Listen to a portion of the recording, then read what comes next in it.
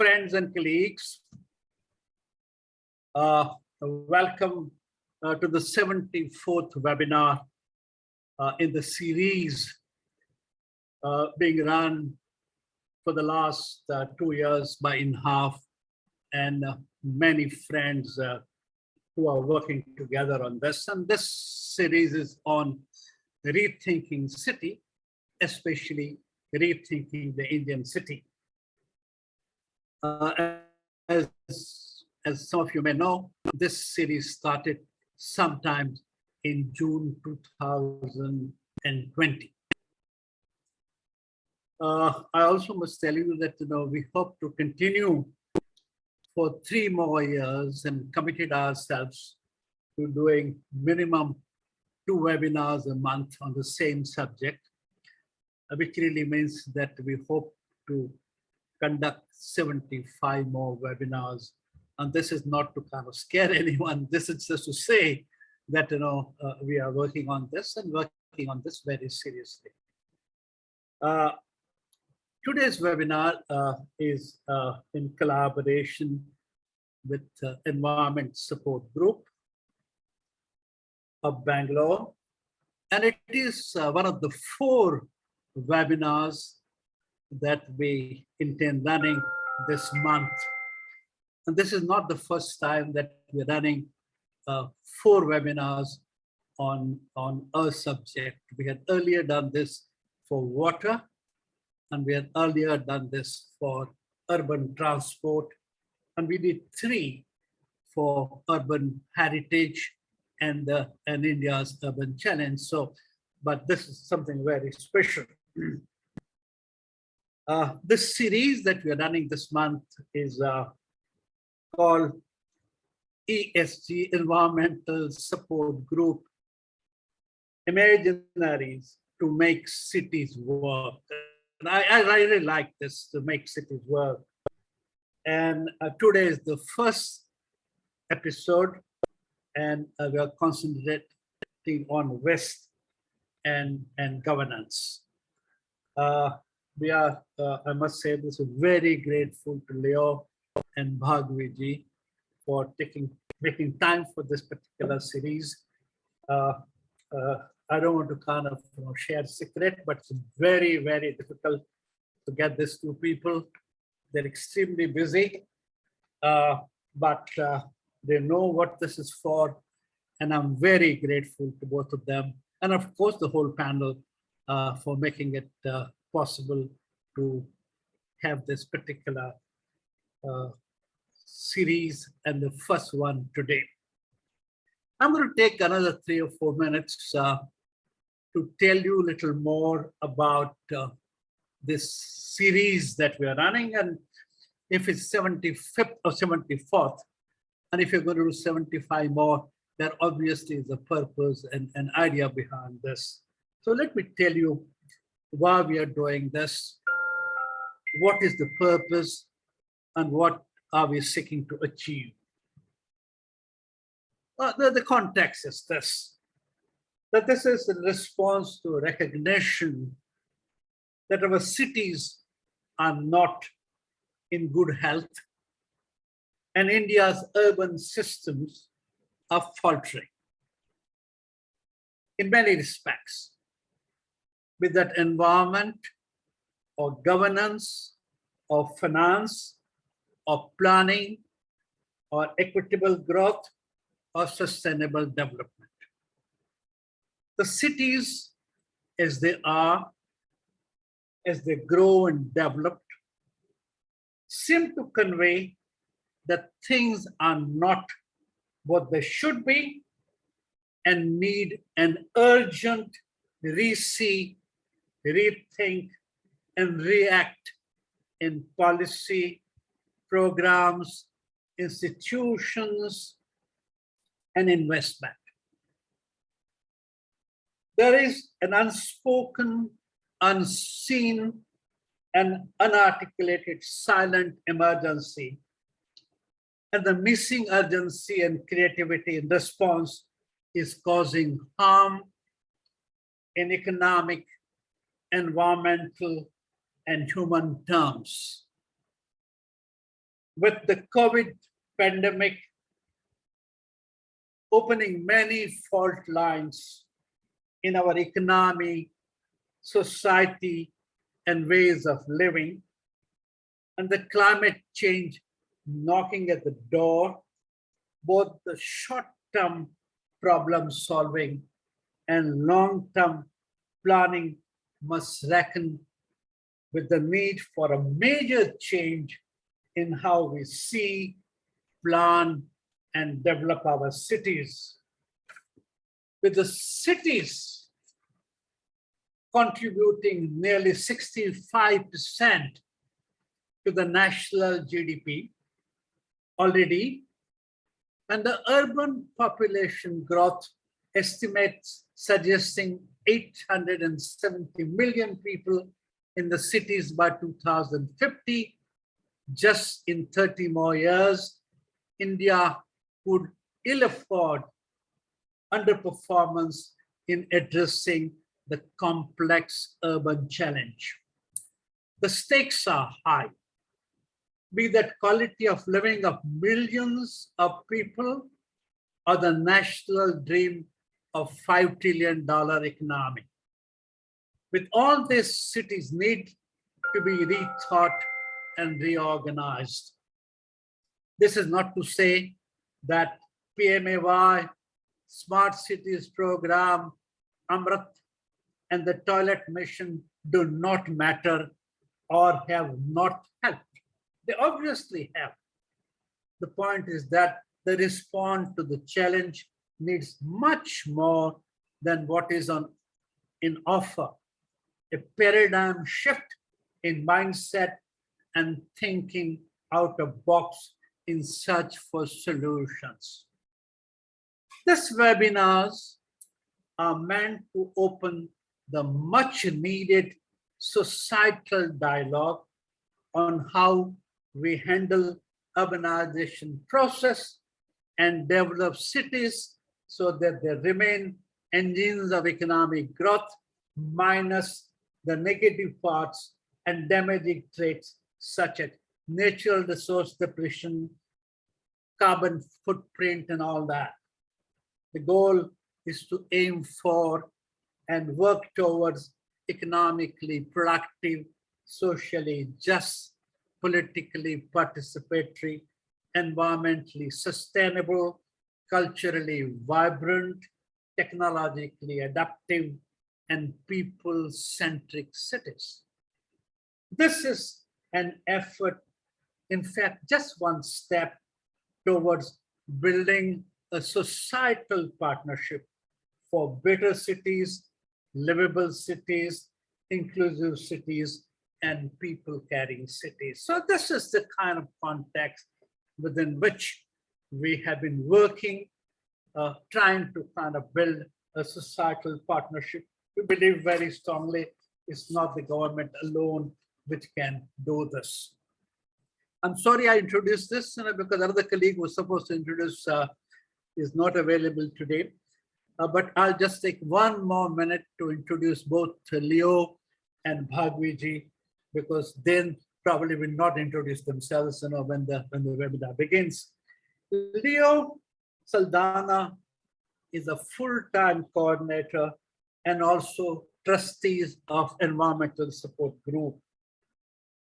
He has gained wide-ranging experience in the areas of environmental law and policy, decentralization, urban planning. I didn't know this, Leo, and a variety of human rights and development-related issues, working across many sectors for over a decade.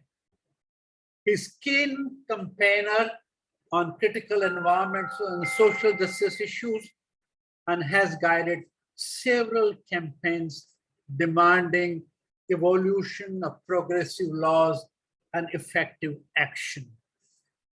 Leo has a background in environmental science. So that's about Leo, not that anyone didn't know about this, I must say that. And coming to Bhargavi, Bhargavi Rao works at the intersection of community action with law, policy, planning, and governance.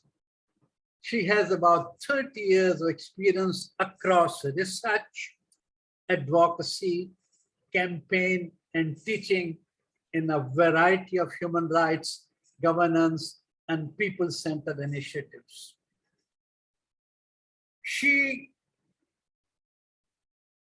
What the last thing is that she is guest faculty at number of universities in India and abroad, and also engages in corporate training. So that's a brief introduction to very distinguished people. From this onwards is yours, Leo and Bhargavi. Thank you very much. Thanks for the generous introductions, Kirti. More than we deserve, I must say. Bhargavi? Yeah. Thank you, Kirti ji. Thank you so much to everybody at INHAF for inviting us for this series of webinars and giving us this opportunity to share the work. It's also a very happy occasion, and we feel very privileged because ESG has been around for 25 years and this is the 25th year. So it is a moment to share all the efforts that have gone into making cities work. And thank you very much. So to just give a brief introduction to today's theme and also a little bit about what we will cover in the 4 webinars. So ESG has been around for 2.5 decades now, and we've largely focused on emerging urban environmental and socioeconomic issues. And we have worked with multiple communities, government agencies, academia, media, and also attending to a variety of challenges and conflicts. The approach that ESG has taken has always been about finding viable and inclusive solutions to vexatious problems by advocating deeply democratic processes which draw on intersectoral, interdisciplinary, intersectional experiences and the knowledge and histories of all of these issues. Bangalore and other cities today are in a big mess because we all know that the way centralized governance approaches have continuously drifted away from constitutional mandates, and all the legal provisions that require decentralization and administration and devolution of power have been put aside, and various other models have taken over that are governing our cities today. As a result, various local publics do not find their due place, voice, or it doesn't even help people imagine their futures. And as a result, it is all then collated to build a collective imagining of the city and future, which should have been the norm. So in this context, the 4 webinars, which are called the ESG Imaginaries to Make Bengaluru Work, participants are being drawn from various diverse disciplines, like you can see from media, from civil society, from local communities, and also those who've been with the government, who would reflect on the sort of issues and concerns that have been systemic to the urban governance and living. And it will also help reflect on the initiatives that ESG has taken, and also share their own experiences and efforts in each of the cities that they come from in helping construct better imaginaries for the future and the consequences that people will have to face if these efforts are not put in. So the methodology of the webinar would be ESG will briefly share its work on the theme of waste and governance for about 15-20 minutes. And each of our speakers today, respondents, will reflect from their own experience. So I think I will stop there, but just give a brief introduction with just like 2 lines on the waste and governance, which we will anyway walk all of you through. So the theme of waste and governance is because ESG has been working with Paurakarmika since the 1990s. and with the landfill impacted communities from the early 2000s. 2 decades later, we are still fighting this issue in the High Court of Karnataka, and there are umpteen kinds of problems that are all around us, from simple issues of waste not being segregated at the household to waste being dumped on the streets, or even taking a look at the landfills that have been closed in Bangalore. So there are very deep structural issues, and if we don't come together with all the efforts and the imaginations that people have been imagining, and with the provisions of all the laws, uh, the future does not seem right. So, in this context, we will share the work that we started way back in the 90s and walk you through the latest, and then each of you can respond. So, thanks again to all our speakers. And to give you an introduction to each of our speakers, I would first request Leo to introduce Ms. Rizwana Hasan. You have to unmute. Thank you, Bhargavi. My privilege to welcome and also introduce Rizwana Hasan, a comrade, a dear friend, and who is probably one of the most valiant fighters in Bangladesh. She is the chief executive of Bangladesh Environmental Law Alliance, and has been working there for a long time, 1993. And she's a lawyer. She has fought many cases which are path-breaking through the courts of Bangladesh, all the way to the Supreme Court, in advancing environmental jurisprudence, which is progressive. And most importantly, while she's been trained as a lawyer, I don't think law trains you to become the kind of activist that Rizwana is, and for which she was actually also recognized with the 2009 Goldman Environmental Prize. So I am very grateful that she agreed to join us, and I thank her and invite her to this forum. Over to you, Bhargavi. Thanks, Leo. I'm happy to introduce Dr. Amita Bhide to all our participants and the audience here. Amita Bhide works at the Center for Urban Policy and Governance, School of Habitat Studies at the Tata Institute of Social Sciences. She's currently Dean and Professor in the School of Habitat Studies. She has been deeply involved in issues related to urban poor communities, the community organization, and housing rights movements and advocacy groups. Her recent work at the School of Habitat Studies has been on the issues of urban government, in particular those concerning urban transformations and their link to inclusive and sustainable development. She has extensively researched on urban governance and planning, water, sanitation, housing, and land issues. She attempts to develop a theoretical and action model of urbanization that is relevant for the global South through an engagement with several transformative groups at the city, provincial, and national scales. Thank you so much, Dr. Amita Bhide, for joining us today and giving time for this webinar. My turn to introduce Shibu, a close friend again, comrade, and who has for quarter of a century and more been leading various environmental campaigns, involved in research projects, was part of a group called Tunnel before, and has been very closely interacting with the Kerala government, I must say, with policy advocacy relating to not just issues relating to waste management, but also in general governance. And he currently is part of the Global Alliance for Alternatives to Incinerators. And he has worked on multiple zero waste campaigns. So despite traveling and despite, he was in a landfill just 2 days ago. So how he ended up from Delhi's landfill in Trivandrum, where he is now, is a mystery, but there he is now, quite healthy and well. So happy that you could join us, Shibu. Thanks, Leo. Maitreyi will be joining us, but I will introduce her right now.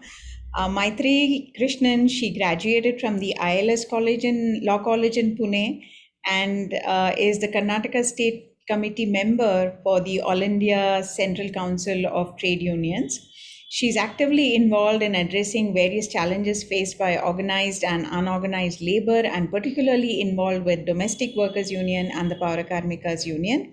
She's a leading advocate of communal harmony and is organizing the public against hate. And she currently works with the Manthan law firm in Bangalore.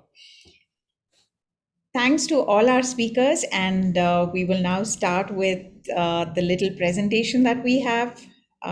It's 5:25, so we hope to finish it in like 15 minutes.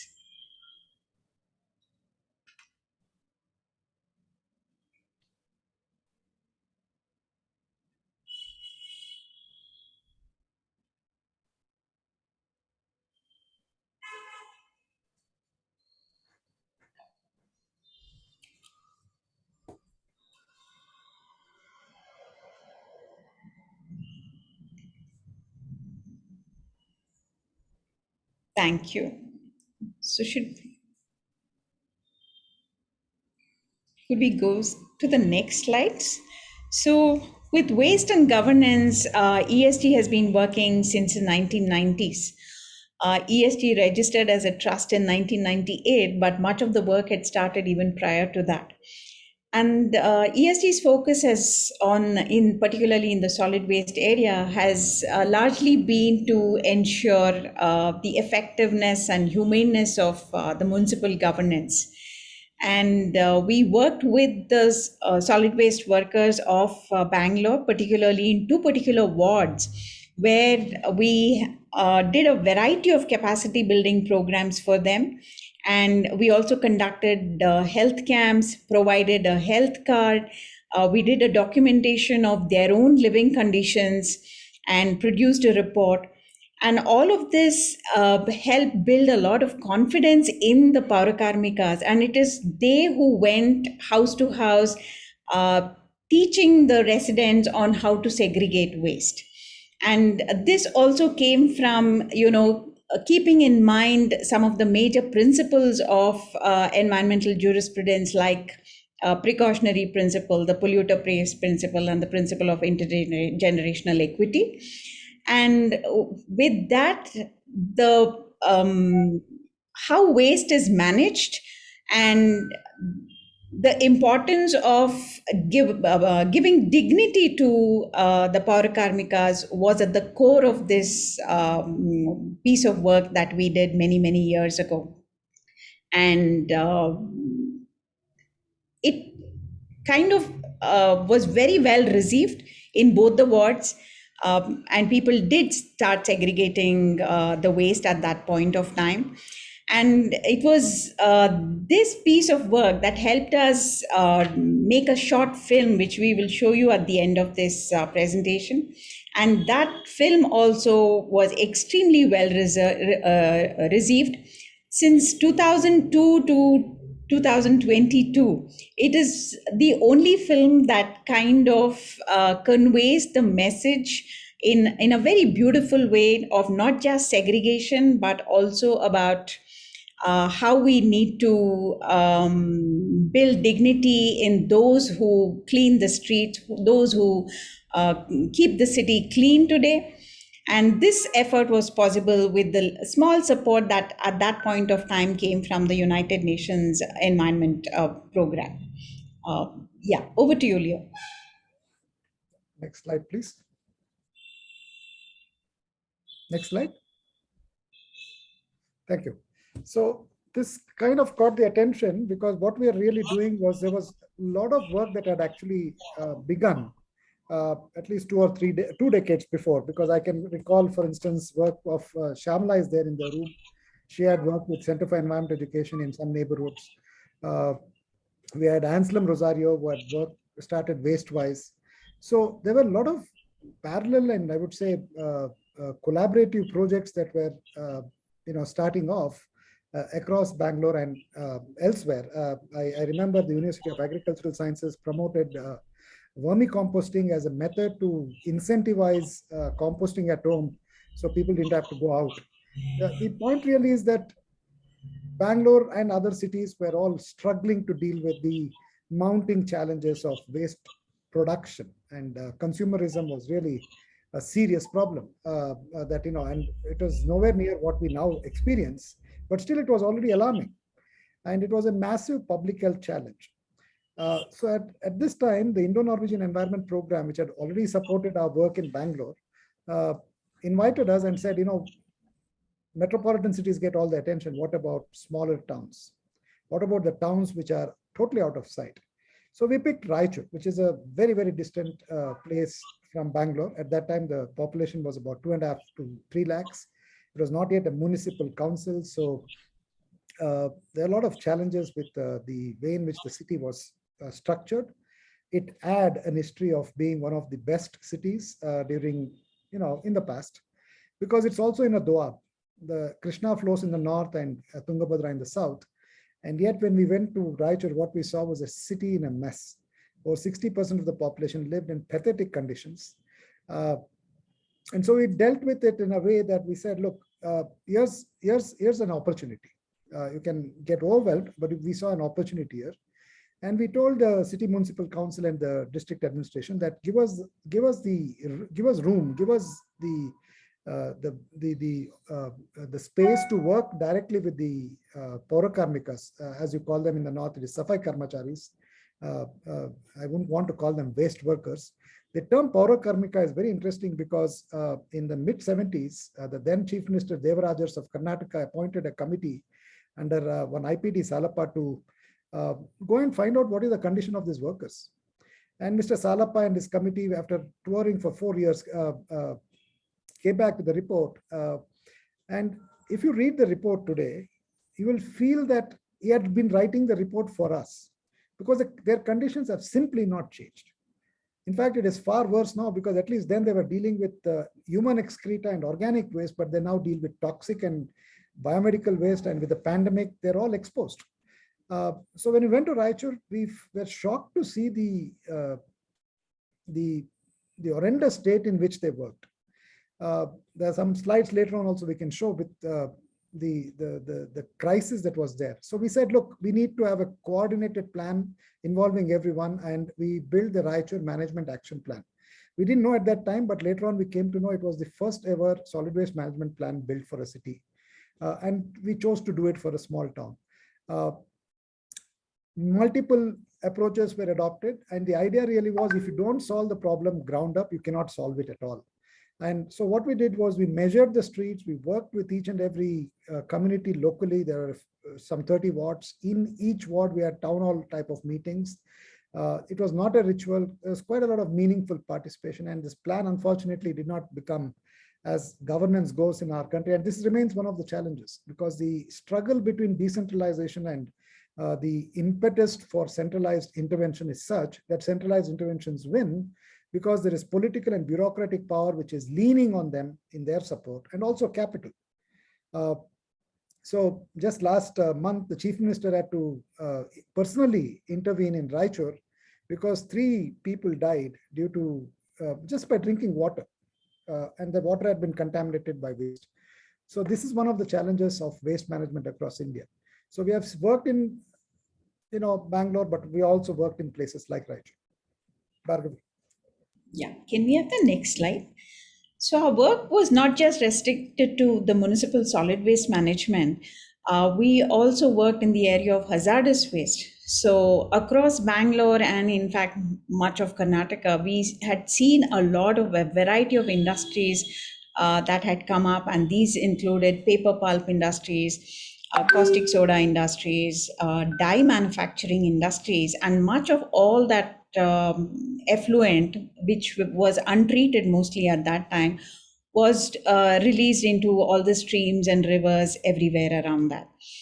And this gave us an opportunity to collaborate. This was under the Asia Pro Eco project with the European Union, where we collaborated with universities across the world, UK and Germany and Vietnam. And it helped us identify some of the toxic industries in and around Bangalore, understand the kind of practices that they were having at that point of time, and also conduct workshops for the industry people on what would be the right way to handle the nature of waste each of them produced. And we also came out with the best practice handbook and guidelines and posters. And engaging with these industries was a very interesting point, because we had assumed that they would not be open to engaging with us, but it gave us the opportunity to kind of really understand things from their perspective, standing in their shoes, and also helping them acknowledge many of the drawbacks and the weaknesses in their practices. And it was a great learning moment on the hazardous waste issue. Next one, please. Over to you, Leo. Yeah. In the middle, you see a man picking out syringes, and this is in a municipal hospital in Raichur. This man's story is sordid as it is, but what he's doing is picking out syringes which have been used, which would be washed and resold as Dispovan. And you and I go to a clinic and we get an injection, and we have no idea where that injection came from, where the syringe came from. A close friend of mine died, because he got infected with hepatitis B, and which he contracted while giving in, he used to donate blood regularly. And that's the price he paid with his life. Biomedical waste contamination is perhaps one of the most serious contamination which we continue to overlook even through the pandemic and post-pandemic. We recall that, just last year during the second wave, one of the challenges we had was to push our city government to protect the workers who are dealing with the waste day in and day out. Apart from the fact that they were not given transport, there was no water to drink, they had to walk long distances from their homes to their work sites. They were not even given protective gear. And I went and found, protective gear from Tirupur at a very, very low cost, at 200 rupees you could get. But they just didn't give it to the workers. It was not the money. Then that's when it hit me that the caste class barriers, which are systemic to our society, are endemic to our governance. I was just thinking, if an IT worker was to sort of go out there, will they let him go and deal with plastic, waste which is strewn around the campus? If we see how, if you take the photos of many of the CSR events, you'll see that it's all dressed up. But here there are people who are actually doing it day in and day out, and they have absolutely no protection.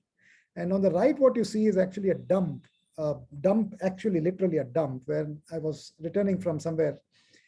A truck from Wockhardt Hospital had dumped waste in the middle of the street and basically scooted. For us, it was a challenge taking up cases like this and testing the regulatory norms of our country. The Pollution Control Board had to be brought to the site, and of course they initiated criminal action, but that criminal action did not lead to the sort of promise of the law. The law basically says if you dispose biomedical waste this way, you end up in prison. But the Wockhardt people never went to prison. And what was shocking for us was patient records without even shredding were part of the dump there. This became a big issue, of course, because Wokhart's name is, medical tourism, as they now call it, is very, very big in Bangalore. And this remains a huge challenge, as hospitals are far better today than they were 10, 15 years ago, but it is not gone. And given the pandemic has shown us how infectious diseases will spread, airborne is one problem. What if it is waterborne? What if it is contact-based? And these are the 30,000 workers in Bangalore touch this every day. Who is taking care of them? So these are some of the major challenges, ethical, moral, programmatic, governance challenges that remain to be addressed. The next one, please. Thank you. Yeah, so while we had experience having worked on a range of issues, another slide we could have added was we also worked on the kind of plastic waste that was being generated in Bangalore between 2006 and 2009. And we did a survey of all the street vendors and shopkeepers, retailers, to get an understanding of how much plastic was being generated at that point of time. So, with this experience, what happened was in 2003, a bunch of local community members walked into our office, and when they walked in, they actually had bandage all over their face, and we could see that they were hurt very badly. And we realized that they were actually beaten up because they did not allow the city's waste to be dumped in their village. And that was when this whole saga of the landfilling unraveled in front of us, of how Bangalore was creating landfills across the city, all around the city, in the peripheral areas. It was being told to the farmers that, the city's municipal waste has a lot of organic material, and this is fantastic composting material on your farms. You just have to spread it on your farm, and it'll add to the nutrient content of your soil. And so please take it. And many farmers were actually allowing for, the waste to be dumped. And some were even buying it. And in some cases, like the one which we saw here in Mavalipura, a farmer got into an illegal agreement with the city municipality, where the city municipality paid him 75,000 rupees a week to dump waste on his farm. He had about 20 acres, which was adjacent to the forest land in that area. And then at the end of it, people around the villages suffered from all kinds of diseases, infectious and non-infectious diseases. Their farming stopped. Their water was completely polluted. Mavalipura was a little village which had the best quality of milk, which went into the Karnataka Milk Federation, which we call as the Bangalore Dairy here. But after a point, the quality of milk was so bad that the Bangalore Dairy stopped accepting milk from the Mavalipura cattle rearers. Cattle started dying because it was drinking polluted water, and people started falling sick. And so we've been helping this community since 2003. The first thing we did was to handhold them to file complaints based on the provisions in the Water Act, and file complaints with the KSPCB, file complaints with the local panchayat, with the BBMP. But none of that actually did anything. While in 2006, to some extent, all the agencies working on waste came together, and there was some conversation in the Vidhan Sabha with one of the MLAs having raised an issue. So at that point, they said, we need to shut down this landfill. It is causing a lot of problem to the local villages. But then the local village was told in 2006, we will shut down this landfill, but we will open another landfill from where the waste will be processed very nicely. We will generate energy out of it, and that energy will be supplied to your village. Your village will become like a Singapore. And for the local people, they never thought that, they were being hoodwinked into that. And another 100 acres of the local grazing land and forest land was diverted away.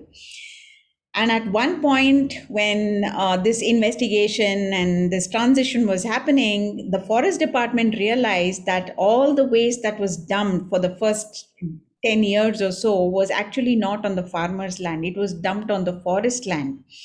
And the farmer just got away getting very rich. And while the second landfill started, that also went on without any norms. It was the most unscientific landfill ever. It had no lining, it had no proper place to catch all the leachate that was being generated. What you see there is a picture of one of the leachate ponds. It had several leachate ponds all around the landfill at that point of time. And it was most unscientific, illegal, and a very bad way in which the whole landfill was managed. So at that point of time, again, the city was under a lot of pressure, because the local community people, they one fine day said, we are not going to take any more waste from the city. And this was a Dalit community. The Dalit community leaders stood up and said, you take your waste back to the center of the city. Go dump it in Electronic City. Go dump it in the heart of the city where there is what we call as the palace grounds. Go dump it there. Why are you bringing it here? We ourselves don't generate any waste. So why should we take the city's waste? Unfortunately, in a situation like that, this was also during the festive season of the Ganesha and the Dasara festivities, and the home minister at that point of time actually ordered that the waste trucks leave Bangalore with a convoy of police to make sure that the local communities will be silenced and the dumping would continue. Unfortunately, in the clash between the police and the local community, a young man lost his life, and that changed the course of events. Things became violent. In much of the information was kept away from the local communities. People were silenced, and at that point of time, ESG was forced to file a public interest litigation, and that litigation is still ongoing. I would request Leo to share more about that. Over to you, Leo.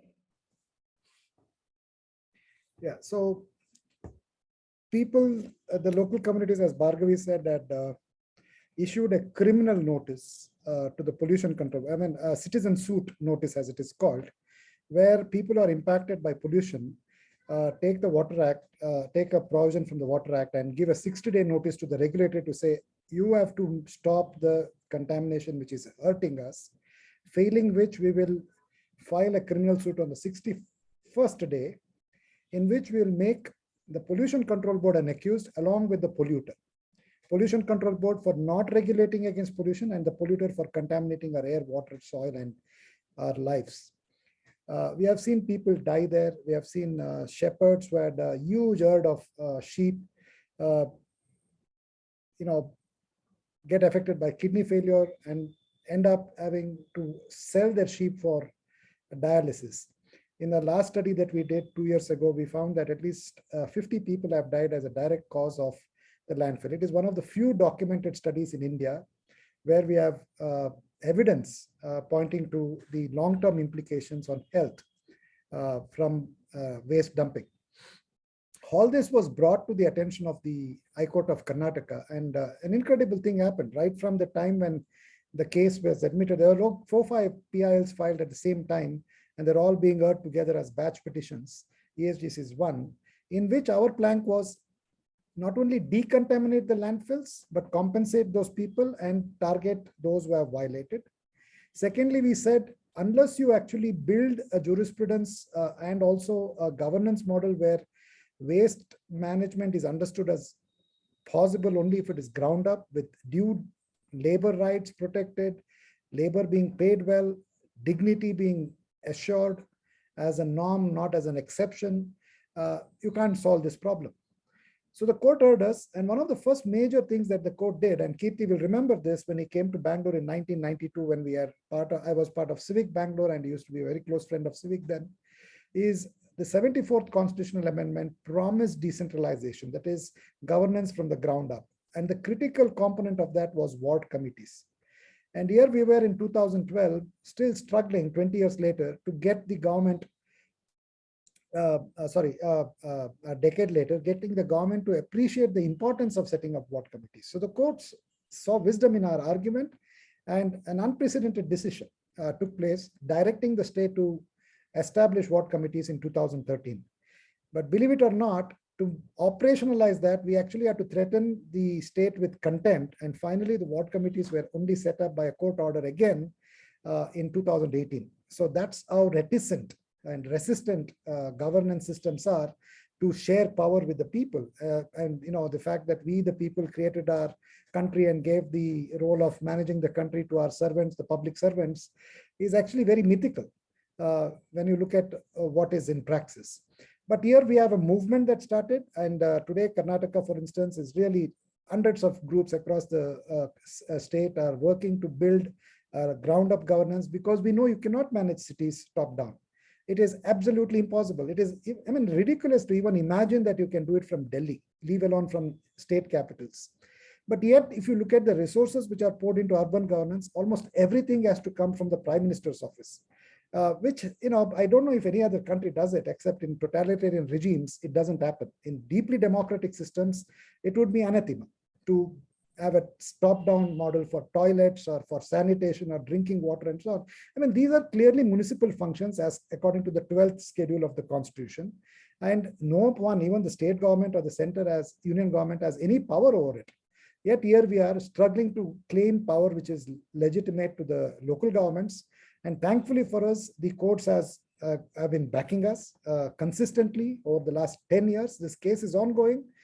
Incredibly, what has happened is the Ministry of Environment and Forests promoted, while this case was on, a set of amendments to the then existing 2000 municipal solid waste management rules. If you read that draft, it's just plain and simple terrible. It basically was helping those who pollute to pollute more and pushing for incineration of waste across the country. We took that draft to court, and the court understood that it would reverse everything that it had decided. It stayed in initiation of the draft into law, directed the union government to hold nationwide public hearings across the country, as a consequence of which we had the 2016 solid waste management rules, which are in play today. And they're far more progressive. And one of the most critical aspects of this, one of the most fundamental outcomes of this litigation is that it is now national law to decentralize waste management. There are problematic provisions. One of the provisions is actually a progressive one, where a solid waste management policy has to be in place within 2 years of 2016. That means 2018. Again, we had to go to court. And then after a long struggle, Karnataka has a solid waste management policy. We all helped draft it. They took our draft and put it aside and did their own draft, but at least we have a policy.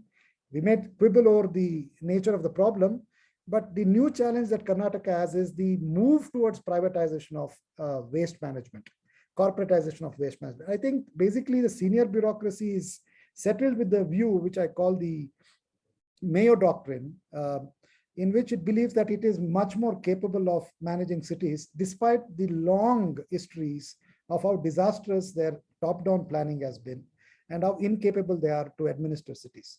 The whole idea of governing cities from the top down is actually what is causing the floods and havoc and public health disasters. And the worst thing is that the pandemic proved that people died largely because of malgovernance and not because of the virus. And if this doesn't change, we are really set up for some really serious and devastating impacts, which will be systematized across metropolitan areas, and that too particularly in the age of urbanization. Yeah, can we have the next slide? We just have another 2 slides.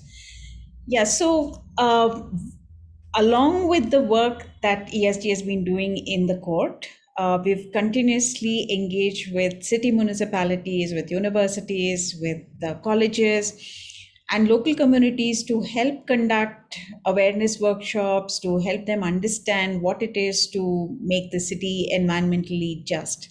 And during the pandemic, we managed to conduct workshops in Mangaluru and also in Imphal, and engage with a variety of universities. The picture that you see there is a picture of Jindal University students who, despite the pandemic, came down for an experiential learning program. And we were walking them through some of the landfills and also the waste processing facilities of Mangalore to help them understand the scale of the problem and the nature of the problem and the importance of local governments and the importance of the provisions in the law. Yeah, we have a timeline which will also walk you through this. Over to you, Leo. Yeah, I guess this timeline basically is more for documentation, and we can share the slides with you all. There are some links which you can read later. We can share the link to the slide set on the chat box, and you can download it. And you can always contact us. The next slide. Yeah. So this is an ongoing. It is a work in progress, and we really look at waste management as a governance issue. For us, it's not an environmental problem. That's one of the biggest learnings we have had. If you approach it as an environmental problem, you will find technocratic solutions plenty, and none of them work. Unless we organize societies to realize that you have to reduce consumption to reduce waste, and also organize society to handle waste locally, it's, 20 years later, we'll still be talking about it. Like today, we are talking about a problem we visited first 25 years ago. So we want that cycle to be broken. And that's why we are sharing this work with you. And yeah, next slide. Yeah, I want to add one more thing. If you see Make Bengaluru climate friendly, I mean, though there was death and misery all around, we said, humanity needs hope even through those times. And our dear friend, Dr. Shidi Prasad Tekur, who's been with us through all this journey, unfortunately lost his battle to COVID about a year ago. So did Stan Swami, whose photo you see behind me in jail because the government did not let him go, even to an hospital. All this was going on, and we said, how do you make sense of this?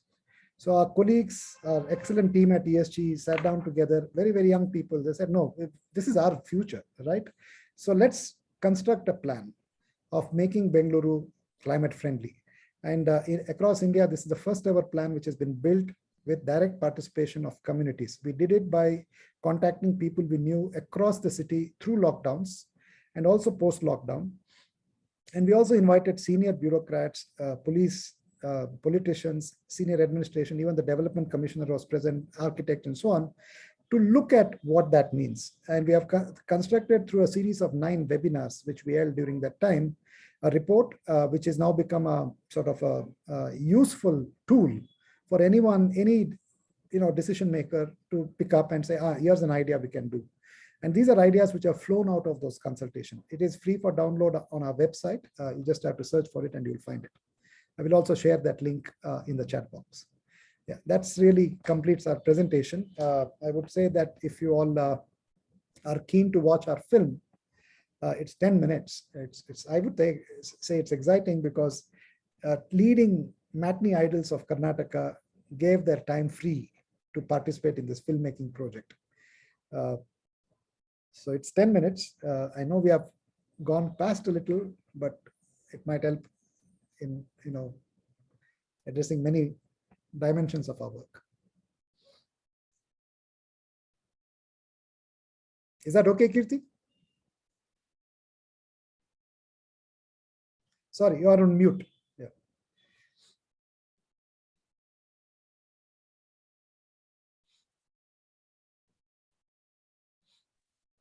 Please start. Yeah, please. Yeah.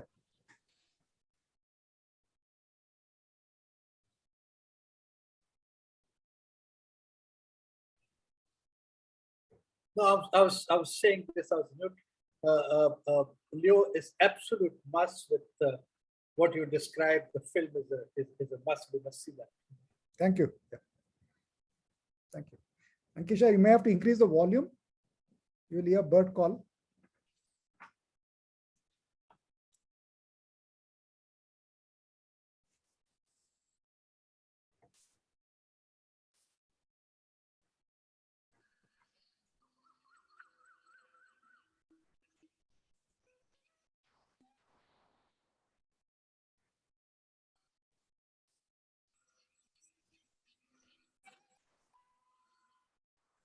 Is sound missing? Yeah, I think sound is missing. Ankisha, can you?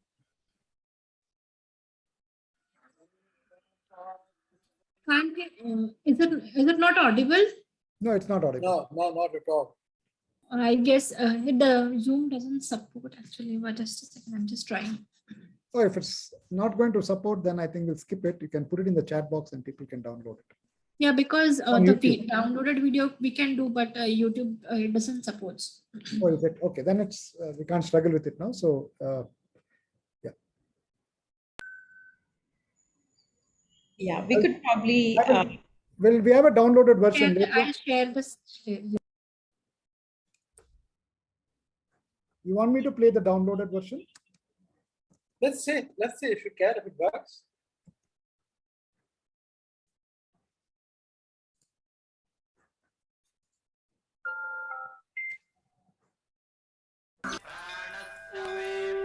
Okay. Is that audible now? It is. Yes.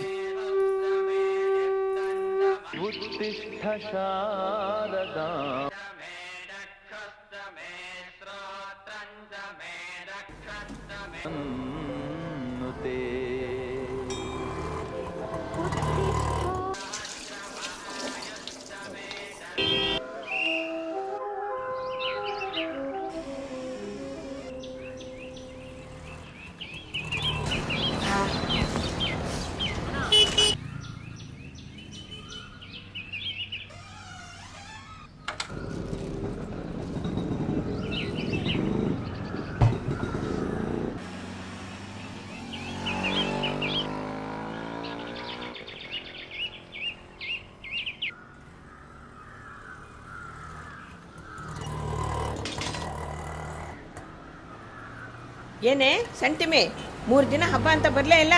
ಈಗ ನೋಡಿ ಎಷ್ಟೊಂದು ಕಸ ಉಳ್ಕೊಂಡಿದೆ. ಯಾಕೆ ನಾವು ನಿಮಗೆ ಅಲ್ವಾ, ನಮಗೂ ಹಬ್ಬ ಇರ್ತದೆ ಮಾಡೋಕ್ಕೆ. ನೀವು ನೋಡಿದ್ರೆ ಎಲ್ಲ ಪಾಯಸ, ಚಿತ್ರಾನ್ನ, ಅನ್ನ, ಸಾರು ಎಲ್ಲ ಕಲ್ಸ್ಕೊಂಡೇ ತಿಂದಂಗದೆ. ಏನೇ ಅದು ಬಾಯಿಗೆ ಬಂದಂಗೆಲ್ಲ ಮಾತಾಡ್ತಿದ್ಯಾ? ಅಲ್ಲ ಮತ್ತೆ ಎಲ್ಲ ಹಿಂಗೆ ಒಟ್ಟಿಗೆ ಸುರಿದ್ರೆ ಇದ್ರ ಕೆಲ್ಸಕ್ಕೆ ಬರೋ ಗೊಬ್ಬರ ಯಾವುದು, ಕಸ ಯಾವುದು ಅಂತ ಬೇರೆ ಮಾಡೋದು ಹೆಂಗೆ ನೀವೇ ಹೇಳಿ. ನಮ್ಮ ಅಯ್ಯನವರು ನಿಮಗೆ ತಿಳಿ ಹಂಗೆ ಇದ್ರಲ್ಲಿ ಏನೇನೋ ಬರ್ದವ್ರೆ, ಓದ್ಕೊಳ್ಳಿ. ಇದೊಂದು ಕಮ್ಮಿ ಆಗಿತ್ತು ನಿನ್ನ ಹತ್ರ ಪಾಠ ಹೇಳಿಸ್ಕೊಳ್ಳೋದು.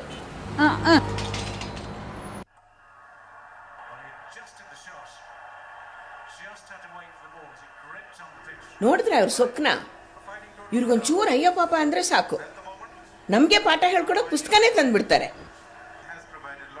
ಕಸನ ವಿಂಗಡಿಸಿ ಹಾಕ್ಬೇಕಂತೆ, ಅದಕ್ಕೊಂದು ಪುಸ್ತಕ ಬೇರೆ ಕೇಳು.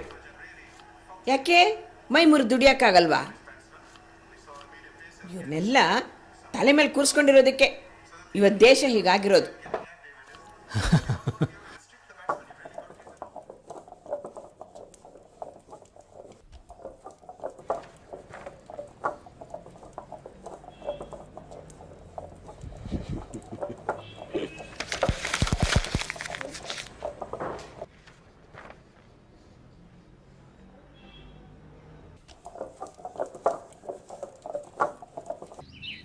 ತಗೊಳ್ಳಿ ಕಾಫಿ ತಗೊಳ್ಳಿ ಬೇಗ. ಏನಂತ ಅರ್ಜೆಂಟು? ಅಯ್ಯೋ ಇವತ್ತು ಕೇಬಲ್ ಅಲ್ಲಿ ರಮೇಶ್ ರ ಫಿಲ್ಮು ಒಳ್ಳೆ ಕಾಲೇಜ್ ಹುಡುಗನ್ ತರ ಮಾಡಿದ್ದಾರೆ ಗೊತ್ತಾ. ತಗೊಳ್ಳಿ ಬೇಗ.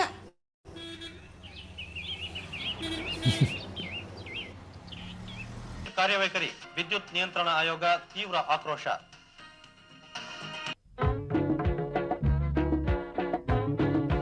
ಗೊತ್ತಿತ್ತು ನೀವು ಹೀಗೆ ಮಾಡ್ತೀರಾ ಅಂತ. ಪುಸ್ತಕ ಕೊಟ್ರೆ ಹಳೇ ಪೇಪರ್ಗೆ ಹಾಕಿ ಕೈ ತೊಳ್ಕೊತೀರಾ ಅಂತ. ರೀ ಪಾಪ ಇಲ್ಲಿ ನೋಡಿ, ತಪ್ಪು ಬಿಡಿ, ನಮ್ ಓದಿ sentiment ತಿಳ್ಕೊಳ್ಳೋ ಟಿವಿನಲ್ಲಿ ಅಭ್ಯಾಸ ಎಲ್ಲ ಹೋಗ್ಬಿಟ್ಟಿದ್ಯಾ? ಬರ್ತೀರಾ? ಅದಕ್ಕೆ ನಿಮ್ ಡ್ರಾಯಿಂಗ್ ರೂಮ್ಗೆ ಬಂದು ನನ್ನ ಹಾಗೂ ನಿಮ್ಮ, ಆದ್ರಿಂದ ಇಡೀ ಸಮಾಜದ ಆರೋಗ್ಯ ಮತ್ತು ಒಳಿತಿಗಾಗಿ ಬಹಳ ಮುಖ್ಯವಾದ ಕೆಲವು ವಿಷಯಗಳನ್ನ ಈ ಮಾಧ್ಯಮದ ಮೂಲಕ ಹೇಳೋಣ ಅಂತ ಬಂದಿದ್ದೀನಿ. ದಯವಿಟ್ಟು ಒಂದು 10 ನಿಮಿಷ ಬಿಡು ಮಾಡ್ಕೋತೀರಾ? ಈ 10 ನಿಮಿಷ ನಮ್ಮ ಇಡೀ ಸಮಾಜದ ಭವಿಷ್ಯತ್ತಿಗೆ, ಪರಿಸರ ನೈರ್ಮಲ್ಯ ರಕ್ಷಣೆಗೆ ನೀವು ಮಾಡ್ತಾ ಇರೋ ಇನ್ವೆಸ್ಟ್ಮೆಂಟ್ ಅಂತ ತಿಳ್ಕೊಳ್ಳಿ. ಅಡಿಗೆ ಮನೆ, ಹಳೆ ಪೇಪರು, ಬೀದಿಗೆ 4 ಥರ ಹುಟ್ಕೊಳ್ತಾ ಇರೋ ಹೋಟೆಲ್ಗಳು, ತರಕಾರಿ ಹೂ ಮಾರ್ಕೆಟ್ಗಳಲ್ಲಿ ಪ್ರತಿದಿನ ಒಟ್ಟಾಗೋ ಕಸ, ಛತ್ರದ ಮುಂದಿನ ತೊಟ್ಟಿಗಳಲ್ಲಿ ತುಂಬಿಕೊಳ್ಳೋ ಊಟದೆಲೆ, ಹೀಗೆ ಲೆಕ್ಕ ಇಡಕ್ಕಾಗದೇ ಇರೋಷ್ಟು ಕಸನ ನಾವು ಪ್ರತಿದಿನ ಉತ್ಪಾದಿಸ್ತಾ ಇದ್ದೀವಿ. ಒಂದೊಂದ್ಸಲ ನೆನ್ಸ್ಕೊಂಡ್ರೇನೆ ಹೆದರಿಕೆ ಆಗುತ್ತೆ. ಎಲ್ಲಿ ಒಂದಲ್ಲ ಒಂದಿನ ಇದು ನಮ್ಮ ಎಲ್ಲ ಮಲ್ಟಿ ಸ್ಟೋರೇಡ್ ಬಿಲ್ಡಿಂಗ್ಗಳನ್ನು ಮೀರಿಸೋ ಪರ್ವತ ಆಗಿ ನಮ್ಮ ಇರುವನ್ನೇ ಅಳಿಸಿ ಹಾಕ್ಬಿಡುತ್ತೋ ಅಂತ.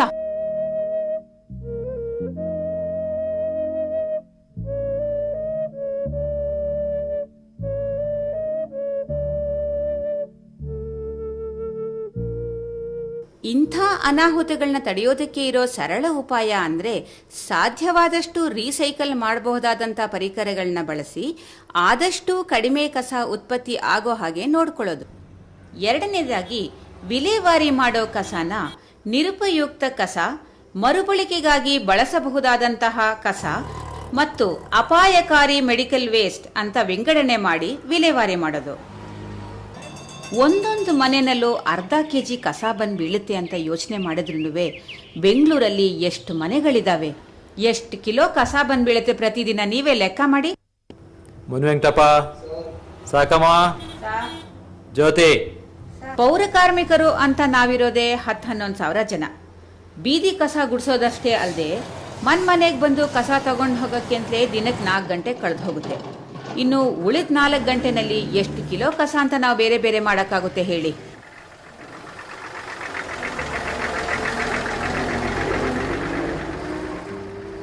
ನಮ್ಮ ಕೈಲಾಗೋಷ್ಟನ್ನು ನಾವು ಮಾಡ್ತೀವಿ. ಆದ್ರೂ ದಿನಕ್ಕೆ ಸರಾಸರಿ 3,000 ಟನ್ ಕಸ ವಿಂಗಡಣೆ ಆಗದೆ ವಿಲೇವಾರಿಯಾಗಿ ರೈತರಿಗೆ ಗೊಬ್ಬರ ಆಗಿ ಆಗಬಹುದಾದ ಪ್ರಯೋಜನವೂ ಆಗ್ತಾ ಇಲ್ಲ. ಅಷ್ಟೇ ಅಲ್ಲ, ಇದು ಪರಿಸರಕ್ಕೆ ವಿನಾಶಕಾರಿನೂ ಆಗಿ ಅಶ್ವತ್ಥಾಮನ ಹಣೆ ಮೇಲಿನ ಕುರು ಥರ ಕೊಳಿತಾ ನಾರ್ತಾ ಜೈವಿಕ ಸಂಪತ್ತಿನ ವಿಕಾಸನೂ ತಡಿತಾ ಕಡೆಗೆ ನಮ್ಮ ಆರೋಗ್ಯಕ್ಕೆ ಮಾರಕವಾಗಿ ಪರಿಣಮಿಸುತ್ತೆ.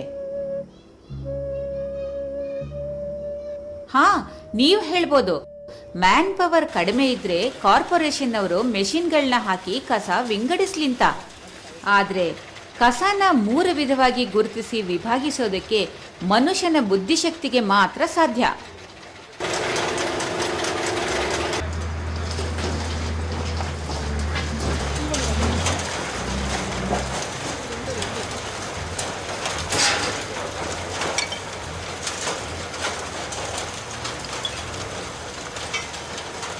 ಯೋಚನೆ ಮಾಡಿ, ಮನೆ ಮಟ್ಟದಲ್ಲಿ ಈ ಕೆಲಸ ಎಷ್ಟು ಸುಲಭವಾಗಿ ಮಾಡ್ಬೋದು. ನಿಮ್ಮ ಈ ಚಿಕ್ಕ ಪ್ರಯತ್ನದಿಂದ ಇಡೀ ಸಮಾಜಕ್ಕೆ ಎಂಥ ಬೆನಿಫಿಟ್ ಆಗುತ್ತೆ ನೋಡಿ. ದಯವಿಟ್ಟು ಇದೊಂದು ಚಿಕ್ಕ ಕೆಲಸ ಇವತ್ತಿಂದಲೇ ಶುರು ಮಾಡ್ಕೊಳ್ಳಿ. ನಾವೆಲ್ಲರೂ ಒಂದೇ ಮನಸ್ಸಿಂದ ಇಡೀ ಸಮುದಾಯದ ಒಳಿತಿನ ಬಗ್ಗೆ ಯೋಚನೆ ಮಾಡಿದ್ರೆ ಮಾತ್ರ ನಮ್ಮ ಸಮಾಜದ ಉನ್ನತಿ ಸಾಧ್ಯ. ಈಗ್ಲಾದ್ರೂ ದಯವಿಟ್ಟು ಇದರ ಬಗ್ಗೆ ಗಮನ ಕೊಡ್ತೀರಾ? ನಮ್ಮೆಲ್ಲರ ಭವಿಷ್ಯನೂ ಸುಂದರ ಮಾಡ್ಕೊಳ್ಳೋದಕ್ಕೆ ನಾವೆಲ್ಲ ಮನಸ್ಸು ಮಾಡಿದ್ರೆ ಈ ಕೆಲಸ ಎಷ್ಟು ಸುಲಭ ಅಲ್ವಾ? Wow, what a wonderful lesson on waste. ನಾವು ಇದ್ರ ಬಗ್ಗೆ ಯೋಚನೆ ಮಾಡಿಲ್ವಲ್ಲ Sonu? I don't understand anything, Daddy. After all, kasa is kasa. What can we do with it? She says you can do so many things with it. ನಾವು ಎಲ್ಲ ಕಸನ ಒಂದೇ ಕಡೆ ಹಾಕ್ಬಿಡ್ತೀವಿ. ಆ ಥರ ಮಾಡಬೇಡಿ ಅಂತ ಹೇಳ್ತಿದ್ದಾರೆ. ಈ ಎಲೆ ಇದೆ, ಈ ಸೊಪ್ಪು ಇದೆ, ಇದರಿಂದ ಗೊಬ್ಬರ ಮಾಡ್ಬೋದು. ಈ ಪೇಪರ್ನ ರೀಸೈಕಲ್ ಮಾಡಿ ಮತ್ತೆ ಪೇಪರ್ ಮಾಡ್ಬೋದು. ಈ ರೀಸೈಕಲ್ ಮಾಡ್ಬೋದು ಅಂತ ಕಸನೆಲ್ಲ ಒಂದು ಕಡೆ ಹಾಕಿ ಅಂತ ಹೇಳ್ತಿದ್ದಾರೆ. ನೋಡು, ಈಗ ಈ ಟ್ಯಾಬ್ಲೆಟ್ನು ಇದರೊಳಗೆ ಹಾಕ್ಬಿಟ್ಟಿದ್ಯಾ, ಈ ಮೆಡಿಸಿನ್ ಬಾಕ್ಸು ಇಲ್ಲೇ ಇದೆ, ಈ ಮೆಡಿಕಲ್ ಕಸ ಇದೆಯಲ್ಲ ಇದನ್ನೆಲ್ಲ ಇನ್ನೊಂದು ಕಡೆ ಹಾಕಿ, ಇನ್ನೊಬ್ಬರ ಆರೋಗ್ಯಕ್ಕೆ ಅಪಾಯ ಆಗ್ಬೋದು ಅಂತ ಹೇಳ್ತಿದ್ದಾರೆ. ಅದೇ ಥರ ಪ್ಲಾಸ್ಟಿಕ್ನ ಹೆಚ್ಚಿಗೆ ಯೂಸ್ ಮಾಡಬೇಡಿ ಅಂತ ಹೇಳ್ತಿದ್ದಾರೆ. ಯಾಕೆ? ಪ್ಲಾಸ್ಟಿಕ್ ಕವರ್ನ ತಲೆ ಮೇಲೆ ಹಾಕೊಂಡ್ರೆ ಏನಾಗುತ್ತೆ? ಅಯ್ಯೋ, ಉಸಿರಾಡಕ್ಕಾಗಲ್ಲ. ಹಾಗೇನೆ ಈ ಥರ ನಾವು ಪ್ಲಾಸ್ಟಿಕ್ ಯೂಸ್ ಮಾಡ್ತೇನೆ ಇದು ಸಿಕ್ಕಿ ಕಡೆ ಎಲ್ಲ ಬಿಸಾಕ್ತಾ ಇದ್ರೆ ಒಂದಲ್ಲ ಒಂದಿನ ಭೂಮಿ ಉಸಿರಾಡಕ್ಕೆ ಆಗಲ್ಲ. ಪ್ಲಾಸ್ಟಿಕ್ನ ಯೂಸ್ ಮಾಡಿದ್ರು ಅದನ್ನ ಸಪರೇಟ್ ಆಗಿ ಇನ್ನೊಂದು ಕಡೆ ಇಡಿ ಅಂತ ಹೇಳ್ತಿದ್ದಾರೆ. Because it is non biodegradable. ಸರಿ ಸರಿ, ಇವಾಗ ನಾನು ಏನ್ ಮಾಡ್ಬೇಕು? ನಾಳೆಯಿಂದ ಈ ಮೆಡಿಕಲ್ ಕಸನೆಲ್ಲ ಒಂದ್ ಕಡೆ ಹಾಕು, ಈ ರೀಸೈಕಬಲ್ ಕಸ ಇದೆಯಲ್ಲ ಅದನ್ನ ಇನ್ನೊಂದ್ ಕಡೆ ಹಾಕು, ಈ ಪ್ಲಾಸ್ಟಿಕ್ ಬಾಟ್ಲ್ ಗಿಟ್ಲು ಅದನ್ನ ಇನ್ನೊಂದ್ ಕಡೆ ಹಾಕು. Okay ready.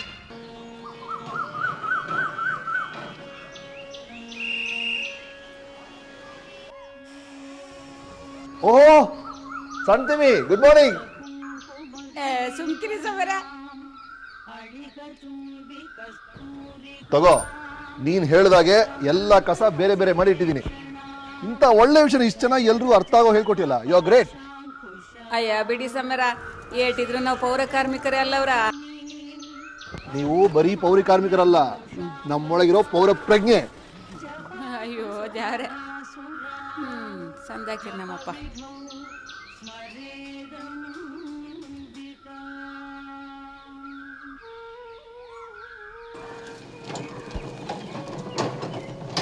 ತಿಮ್ಮಿ, ಏಯ್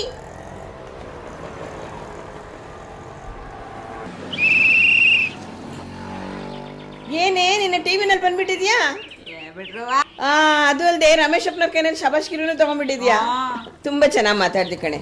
ನೀನು ಮಾತಾಡಿದ್ದೆಲ್ಲ ನಿಜ ಅನಿಸಿ ನೋಡು, ಇವತ್ತಿಂದ ನಾನು ಕಸನೆಲ್ಲ ವಿಂಗಡಣೆ ಮಾಡಿಟ್ಟಿದ್ದೀನಿ. ಇದು ತೆಂಗಿನ ಚಿಪ್ಪು, ಇದು ಉಪಯುಕ್ತವಾದ ಕಸ ತಾನೆ, ಅದಕ್ಕೆ ಇದನ್ನ ತರಕಾರಿ ಸಿಪ್ಪೆ ಜೊತೆ ಹಾಕಿಟ್ಟಿದ್ದೀನಿ. ಇದು ಪ್ಲಾಸ್ಟಿಕ್ ಚೀಲ, ನಾನೇನೋ ಇದನ್ನು ಭಾಳ ಉಪಯೋಗಿಸ್ತೀನಪ್ಪ.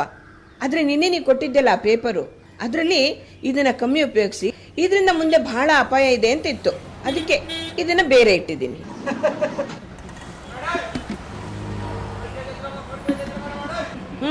ತಗೋ.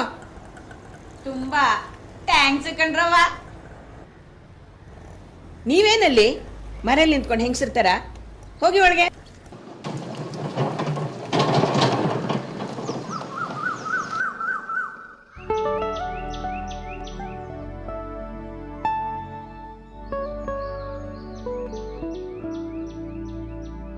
ಸುಂದರ ಸ್ವಚ್ಛ ಪರಿಸರ, ಸಮುದಾಯದ ಭವ್ಯ ಭವಿಷ್ಯ.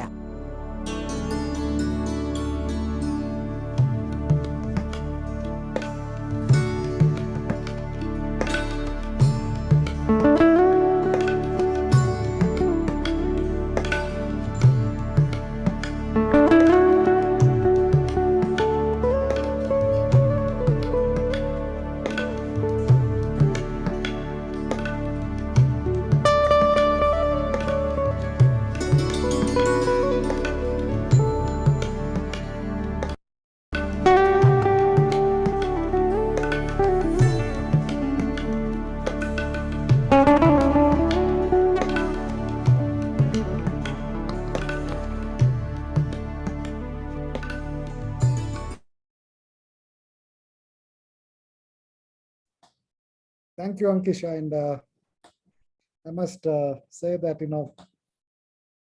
when you watch this 20 years later, it could as well be a film which is relevant to what we are doing now. And G.S. Bhaskar, who wrote the script and is a very dear friend, I must say that you would have seen his work.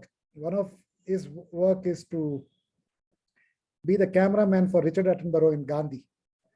So he's a very simple man. He lives in Bangalore. And when we asked him, he just said, tell me what you want. And he's also done another film called Namuru Chandaduru, which is on the same theme, but reflective of the cultural experiences of the North Karnataka region.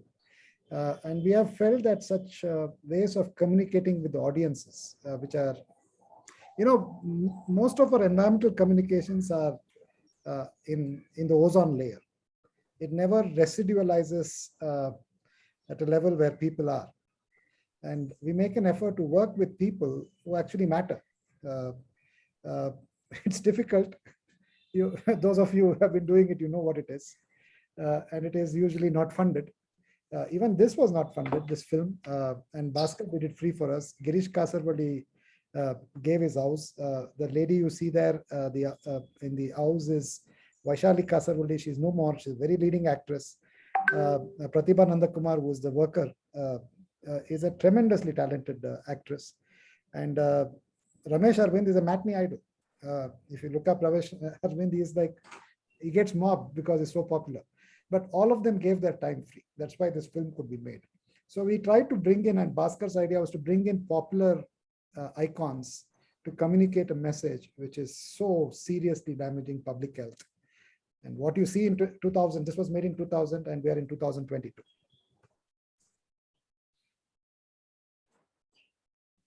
Thank you. Thank you, Leo. So we'll now welcome our speakers for the day to reflect on what we have shared and also share their own thoughts from their experience. So we could start with Rizwana. I just want to say, Bhargavi, that Maitreyi has joined us. Maitreyi, can you just please turn on your camera so we can see you, and then, yeah, thank you. Yeah. Hi. Sorry, I must welcome Maitreyi with a big round of applause for the incredible struggle that they mounted over the last week or 10 days. They brought thousands of Pora Karmikas out on the streets. They struck work. She will, of course, talk to us about the granular details of how horrendous is the exploitation of these workers. And so they basically forced the Chief Minister of Karnataka to accede to their demands. And what those demands are, Maitreyi will talk about when she speaks, I'm hoping. Yeah. I think we should actually be congratulating all the Paurakarmikas of Karnataka for their incredible struggle. Historic, I would say. And I hope it happens every state. Yeah. They are the ones who really deserve the applause, who really deserve the congratulations. Please convey it to them. Thank you. Yeah. Yeah, over to Rizwana. Thank you, Rizwana. Thank you. How many minutes do I have? 10 minutes. Would that be fine? Yeah, that should be more than enough. I must say that I think you are in a much better position than where I am operating. It's not a matter of priority at all. It's not a priority for the government. It's not a priority for the local government entities. And very few NGOs are working in this area. First, I would like to start by saying that you probably can't separate the West management, West governance scenario from the overall environmental management and environmental governance scenario. I think they are very linked.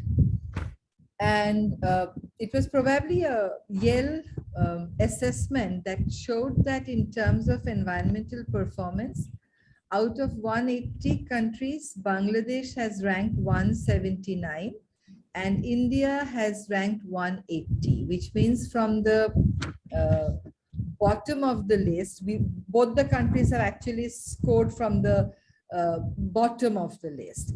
So no wonder that our West management scenario will be exactly like what has been presented here. But I think the situation in Bangladesh is more concerning because we have just got our national solid waste management rules in 2021, which is straight 50 years after we got our independence.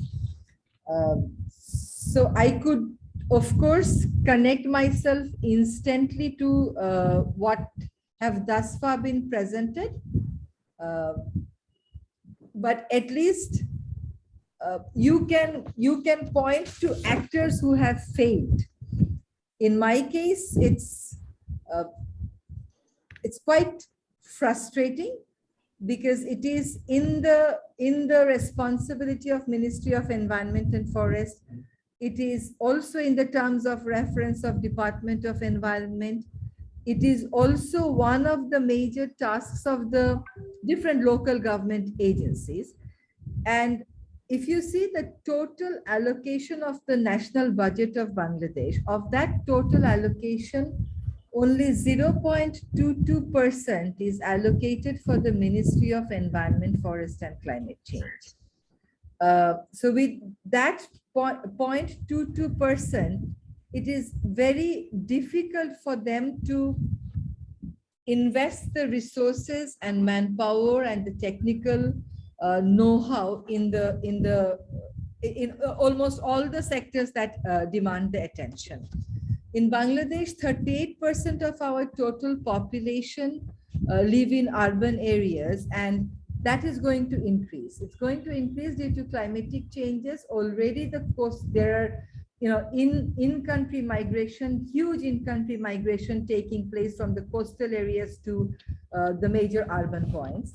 And West generation has doubled in last 15 years. It's now 25,000 tons a day. And of that, it's only 35% that's being collected. And that collection is not extremely efficient. Although I would say that what I have seen in my childhood, from that stage, at least the collection part has improved. When we say that the global waste generation will be just increased by 70% by 2050, we actually have a very worrying picture in front of us. And our development model is all for consumption. You produce more and you consume more. Nobody is seriously thinking about what you're going to do with the waste, be it in the municipal sector or the industrial sector.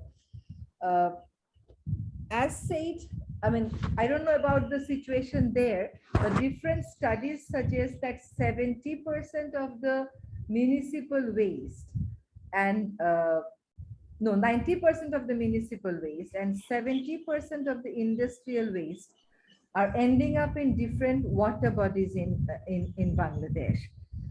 Bangladesh was one of the first countries to ban polythene shopping bags. It has become a real menace, but soon after imposition of the restriction, it allowed some relaxation to facilitate the export of the tannery and the garment sector. And now most of the river beds of Bangladesh have 8 meters, 5 meters coverage of polythene. One of the reasons why the flood situation aggravated this year in the northern part of Bangladesh is because the rivers have lost their capacity to drain out water. And one of the reasons why they have lost their capacity is the deposition of polythene on the riverbed. We did not have any rule till 2021 about where we can have our landfill sites. The government, it's not government, it's the municipal agency that has the prime responsibility of managing waste, that decided to set up a landfill site in a flood flow zone. So what has been earmarked as a flood flow zone in Dhaka has been chosen as a landfill site by the municipal agency. So initially it was 54 acres. It's flood flow zone.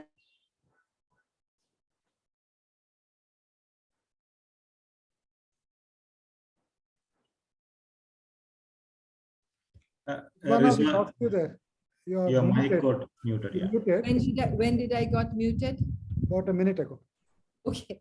So hopefully it was just by mistake and no agency has done it. So the municipal entity that is supposed to do the waste management decided this floodplain to be used as landfill site. And under the environment conservation rule, you have an embargo against converting the nature of the flood flow zone, but nothing doing because it's a government project. They got the site clearance. When they got the site clearance, we went to the High Court, challenged it. We got a stay from the High Court, but the appellate division stayed the stay of the High Court because it's a government project and West have to find a place to be dumped.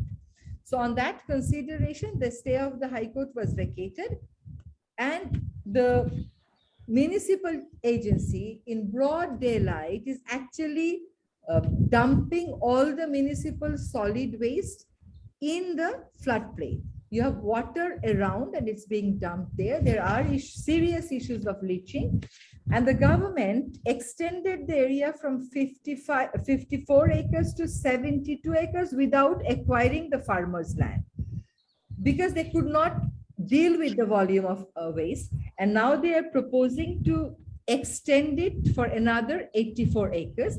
And now the Parliamentary Standing Committee on Environment, Forest and Climate Change has come forward to say that we are not going to renew the site clearance. We have never given you environmental clearance. I mean, we will not give you environmental clearance for this addition of 84 acres, but it is something that has been approved by the highest, the Prime Minister of the country. So we have the issue of leaching, we have the issue of farmer losing their land, and the government has no solution to it. With this 2021 Municipal Solid Waste Management Rule, there is a clear prohibition of setting landfill site in flood flow zone. For industry, I mean, I have never seen, although our Environment Conservation Act has a provision for jailing people for inefficient waste treatment, but I have never seen an industrialist being jailed in Bangladesh. We have the tannery cluster in Bangladesh, which is the 5th most polluted industrial cluster of the world, but not a single tannery owner has ever been jailed. And you have a system, you have this special fund under your National Green Tribunal Act and perhaps this Public Liability Insurance Act. We don't have any such provision. Our law says that yes, you can fine them, you can do the damage assessment, realize compensation, but our ministry has to deposit that amount with the government treasury. No scope for using it for ecosystem restoration. And I don't think ecosystem restoration is that easy. I mean, you can't just restore the ecosystem of 2 rivers that have been killed by tannery waste. So we have a huge problem of waste management here in Bangladesh. We also have another problem I mean, we have many other problems, but another problem on which my organization, which is Bangladesh Environmental Lawyers Association and not Bangladesh Environmental Law Alliance, is the problem of imported waste. So we are having this shipbreaking operation in Bangladesh, by which we are importing waste from the Western countries. The Western countries have full capacity to deal with asbestos, PCBs, because we don't have this capacity. But according to the World Bank study, by 2030, Bangladesh will have to deal with hundreds tons of asbestos alone. Bangladesh does not have the ability to deal with 1 ton of asbestos, and it's about 79,000 tons. So we have this issue of transboundary waste being dumped in our part of the world, and I understand that it's only India, Pakistan, and Gujarat in India that's allowing the Western vessels to be beached in their territory. And when we talk about waste speakers, I don't think the solid waste management rule has any provision on protection of the waste speakers, and it has actually become a matter of investment for the political wing of the parties in power, because they then distribute the work among the waste speakers and from them they collect money. So now the government is going for inviting tenders for appointing agents who will in turn be appointing the waste speakers. In the shipbreaking area, I would say that at least we are working with 40 workers whom we think have got asbestos, but Bangladesh does not have the testing facility which can conclusively tell you whether they have asbestos or not. And they are also exposed to many other different toxic chemicals. We have 2 sets of rules to deal with waste management in the shipbreaking sector, but because of weak monitoring and enforcement mechanism, and because of the power that these industrialists hold and their connection with the political leadership, it has been very difficult for us to access the shipbreaking years and do a proper assessment. So that is where we stand today. There have been mappings about the solid waste generation. Problems have been identified. Action plans have not been framed by the local government agencies, who actually operate with very little resources. At the community level, collection system has improved, but the ultimate disposal system hasn't improved. And Bangladesh actually loves to have different designs in their dustbins. So we had the traditional dustbins, the square-shaped one. Then we moved to the tank-shaped ones. And now we are talking about secondary treatment plants, which are being located in very close to residential areas. So we now have every street corner that has a concrete dustbin. Few blocks later, you will see a tank-like dustbin, and then you will see a secondary treatment plant. And in setting up this secondary treatment plants or this tank-like dustbin, we have the people, the communities, the residents have never been consulted. So having a dustbin is a problem. Not having a dustbin is also a problem. And I can bet that in no part of Dhaka will you be able to walk for 5 minutes without covering your nose. It is only in the cantonment area where the army people reside. It's like Switzerland. In no other part of Dhaka, you will be able to take a walk for 5 minutes without smelling the odor of waste. So that is how waste governance looks in Bangladesh. Thank you. Thank you, Rizwana, for that fantastic narrative of what's happening in Dhaka and your efforts, and the view of the local governments and other agencies. We will save time for questions to the end. I will now request Professor Amita Bhide to share her thoughts. So thank you, and Bhargavi, firstly, for sharing that fascinating piece of work and how it has evolved over the years. And congratulations for the Silver Jubilee. Many more years of active work, enthusiastic work, and be strong at it. Yeah. With that, what I thought I will do is, I'm not going to really talk about a comparison with Mumbai and Maharashtra also, okay? Because I think we sail in the same boat, more or less, right? So instead, what I thought is, let me talk about the overall approach that ESG has taken, some of the key issues that I see, and I'm going to use some of the prongs in the presentation to also express my thoughts. So this is not like an evaluation of ESG or anything, but I'm going to basically think about what are the features that I thought are extremely critical and what I thought was interesting. Okay. The first slide itself is something which I felt was a very, very important one. Actually, you didn't talk about it, Leo, so much, though I think it was something which was expressed in many other ways in the other slides. And that was the overall perspective of how do you locate the waste sector.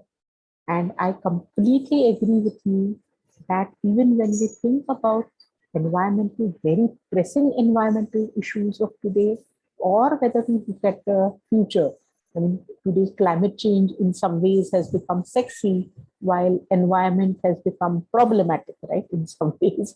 So within that kind of a discourse, I think locating and looking at waste as a potential of transformative urbanism, the way in which you have, I think, done, is something which is very, very important, very critical, because really waste is located at an intersection of several things urban, okay? Whether it is an overall culture of consumption, how that has been changing, the segmentation of our society into caste, class, gender, the access of those, and who generates what kind of waste, who collects waste, who deals with waste, who has to live with waste, all of those questions. The question of how waste is managed, and I think the aspect that you brought in of humaneness in the city.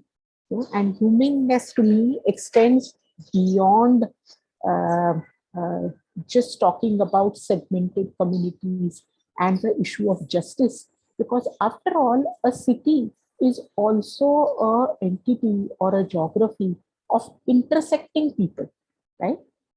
Because only posing everything through justice can lead to only conflicts. But I think this notion of humanness that you are bringing in is also a thing that binds people as well.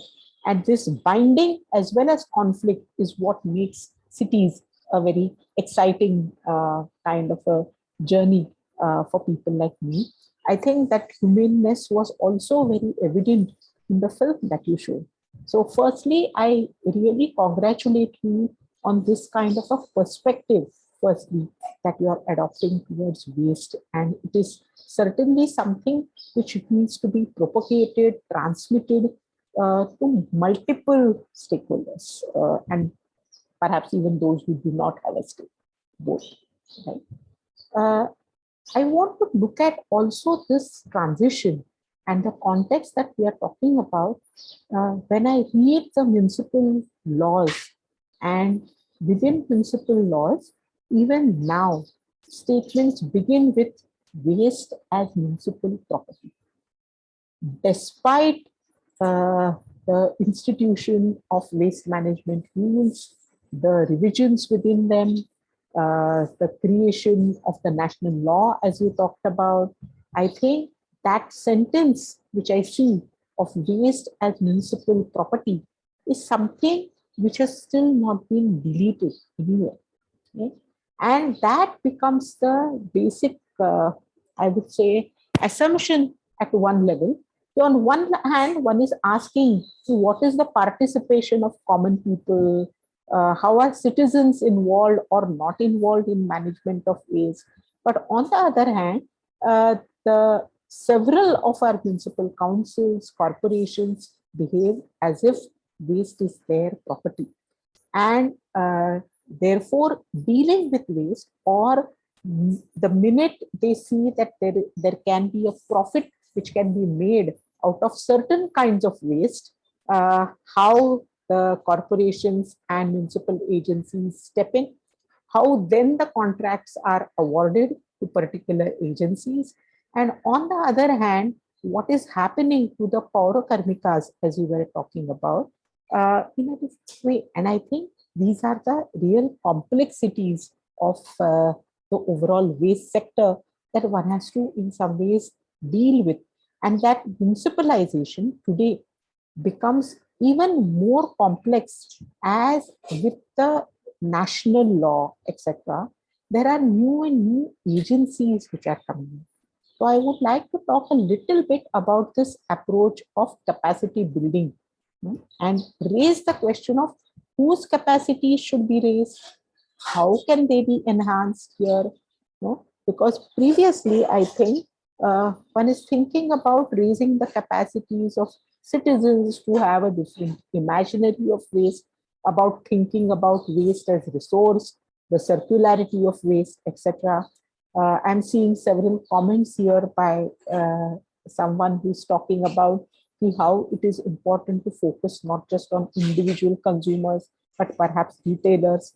Now, I think all of that is fine, but especially with the introduction of the waste management fields, I see the introduction of several new layers which are introduced in the overall waste management scenario. One is the role of the state governments. Okay? Identifying the entire nexus between waste, the landfills that one encounters, and land economies itself. What gets considered as waste and valueless, or perhaps of demoted value for a fairly prolonged period, and how does it then get converted into highly valuable land, and then how is it commanded? What happens to landfill sites after their life as landfills is over? Okay, I think these will also be questions, and identifying new landfill sites, because that is increasingly becoming an extremely difficult task for local governments and city governments, and therefore their dependence on state governments for this is increasing more and more. The third layer of, again, a higher level of government involvement is that of the central government. Okay? You have the central government, which is setting standards, bringing in these laws.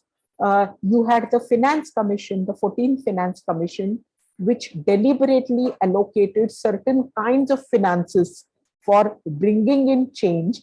And I have seen in Maharashtra, for example, a bulk of that finance being used to set up more than 40 waste to energy plants, which are today a complete failure. I think I have not seen a single plant which is actually even functional now. So what is the story that we are talking about? Whose capacities are we trying to build up? With the introduction now of the agreements linked to hazardous waste, you have now larger players, bigger players coming in. There is licensing and certificates of that which are being insisted upon. And in some ways, therefore, I see that there is a move in some ways to take even access to waste, which can perhaps also be called as the access to livelihood for several of the Paurokarmikas, who may not even be recognized as Paurokarmikas because they are also working informally, right? Because there are some who are integrated into the system, but I see several more people who are informally into the entire sector. And in very recent futures, we may actually have to wage a battle for access to waste itself, right? So I think in terms of raising of capacities, there are more and more complexities which are being added to the entire scenario. So that's one thing which I wanted to just raise for all of us to think about. The third dimension that I thought was really of the use of PIL as a strategy. Okay. And I know here, for example, that PILs have come up in a particular era in our country. They have served an extremely critical purpose, but at the same time, I also recognize that PILs and the continuity that PIL has in terms of actually producing a policy change, that policy change being effected into practice and becoming institutionalized within this. These are disjuncts which have been produced more and more and more. I am going to give one instance of one experience that I have lived through. Okay. I was part of a expert committee, a technical advisory committee on waste management appointed by the Municipal Corporation of Mumbai, okay, which comprised professors from IIT, it comprised a legal expert, and it comprised myself as perhaps a social expert. A neglected one, but perhaps they decided to include one this time. And this was all because there was a spate of PILs in relation to waste management and the way in which things were being done in the municipal corporation. Okay. So this is perhaps as a mitigation measure in response to those PILs. Okay. I attended roughly 7 to 8 meetings of this technical advisory committee spread over a period of 1.5 years. Okay. We were given honorariums regularly, served good food. There were cars to pick us up and drop us back. Okay. So all of these management of people was done well. As to what happened in the meetings themselves and what was particularly interesting was what was the follow-up of those actions, the recommendations which were being given by the experts. That was another thing altogether. And it was very, very clear that there is a particular political economy which operates within the entire waste management sector itself. And it is a very, very difficult political economy to crack. And they were, I think the committee itself, they would not allow one inch of the committee to penetrate the actual functioning of the corporation. And to date, after 1.5, as I said, we attended these meetings over 1.5 years. And then the committee disappeared into thin air. Was it dissolved? Was it not dissolved? Why are we not being called for meetings? We have all written letters to the corporation. It is not helped. Okay?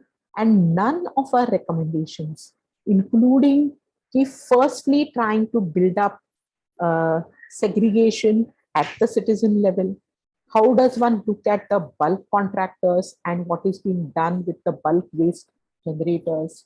At what level should and when should one appoint communication agencies or market agencies? Because at one level, the corporation loves to give citizen messages and educate them. Okay? Segregate karo, segregate karo, segregate karo. Okay? What happens to that segregation is, however, not the concern of the corporation.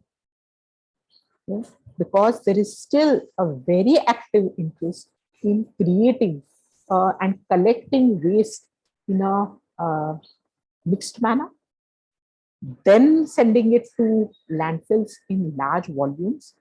That transportation economy is a very, very big, and I didn't hear much about the transport dimension, because waste is not just about segregation, it's at the production of waste level, and that also the retail production of waste, and then one is looking at landfill. But what about the stages in between? Okay? And that really is the complexity of large cities that we are talking about. And from that point of view, one should question and look at whether the instruments of change theory being in the system, like I have been, has not worked much as an expert position, right? You have experience doing PILs and hand-holding by being partly in and partly outside the system. Okay? How much does that help to institutionalize change? Okay? And what kind of change agencies is one able to make? Okay? I'm not holding, and I do not believe that civil society on one hand has to definitely take on the mantle of the entire change by themselves.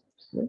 Because we are dealing with a system which is fraught with multiple narratives, complex narratives, contesting narratives, and within which one is trying to introduce elements of transformative urbanism. But I think it is important to take, and 25 years perhaps is a good time to take a pause and to relook at some of these strategies of change itself. Okay? Not in the perspective, but in the points and modes of change that one has chosen. Thank you. Thank you so much for your very, very insightful thoughts. I will now request Shibu to share his thoughts. Over to you, Shibu. Good evening, and thank you for inviting me to this forum. And thanks, Elio, Bhargavi, and Kirtishaji. And I see some of familiar names there in the participants list. Shamalamani Madam and Pinky is also there from Bangalore. I think we are discussing about governance, especially in waste management and governance. So when you discuss about governance in waste management, it is something non-existing stuff when it comes to India. You just look at the kind of systems we have, and if you look at the history, this is more or less an extension of our sanitation programs. Like somehow at the government level, that there are some funds coming from international agencies to just extend some support for let us build some toilets. So this is actually kind of an extension of that campaign now in getting into solid waste management. And it is not because we felt there is a need for solid waste management, but just because we are, especially for our governments, they are doing it just for the pressure from other governing structures outside the country, especially with the financial agencies or with the international forums, when there is a kind of a pressure. So we come up with some kind of a systems, or somehow we start working on it. So the purpose of the kind of waste management system right now in India, anywhere, including in Kerala, where I live, it is not just to solve the issue. So that is the one major challenge I see when it comes to governance of waste management. That is why we couldn't solve it. After all, we are trying our level best for last 3 or 4 decades, and the first rules on solid waste management, especially for municipal solid waste management, came in 2000, and now it's 22 years, and still we are at the starting point. And so to understand this very closely, we need to see how a governance system works. I think one, we need to understand that there are some gradual changes in solid waste management in India when it comes to its system designs or approach. Like earlier, it used to be a kind of a litter, a kind of a menace, or it is something to deal with sanitation. And now from there, it has moved into mostly into public health issue, thanks to chikungunya and other like plague in Surat or chikungunya in Kerala or other epidemics. And then now we are also thinking about environmental health.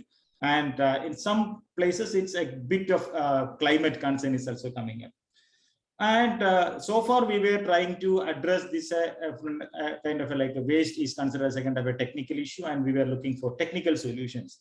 And despite of all these trials and errors, we failed miserably. And that is why we see the kind of what you call a cynical approach. Like when you talk to people about waste management projects, people are not interested just because they know that it has been failed several times. They have seen it coming up and failing.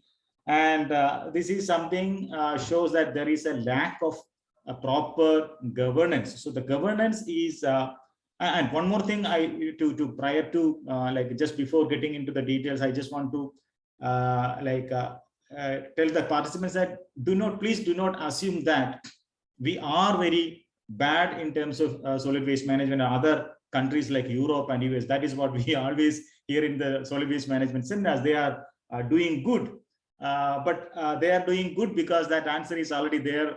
I think Rizwan just mentioned about it in her response, because waste is coming from the developed world to countries like Bangladesh, India, and they used to be in China, but China after the golden sword policy is not going there. But in Malaysia, I think Sri Lanka, it is, and Pakistan, this is coming in. So that means even they don't have a proper solution for solid waste. So if you ask for is there a kind of a very perfect solution or a perfect system for solid waste management in the world? No.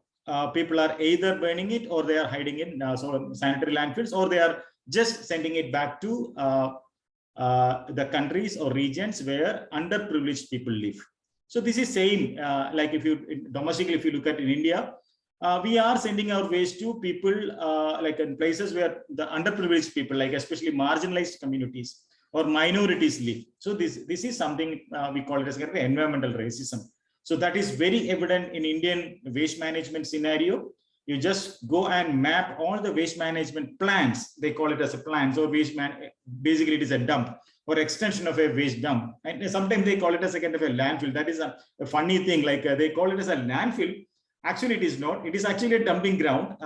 So you just follow a dumping ground and then call it as a kind of a landfill. So that is what happens. And when you map it and you see, you can see that almost more than 90% of these facilities are situated around places where marginalized communities live, or people have lesser what you call negotiation power or in bargaining power in terms of politics. So this is something happening right now. So there is a kind of a class issue, especially that issue we need to address. And unfortunately, this is not coming into the discussion forums. And the other very serious part is the gender discrimination. And if you look at all these waste management programs, like or even it starts from households, like, so it is like waste management is something feminine, considered as a kind of a feminine activity, and it has to be women. And like even in Kerala, I used to challenge so many forums, like whenever there is a waste issue, suddenly they say, okay, let us call women self-help group to solve this. So what they are expected to do, so they are expected to go to the houses and do the doorstep collection. Is it?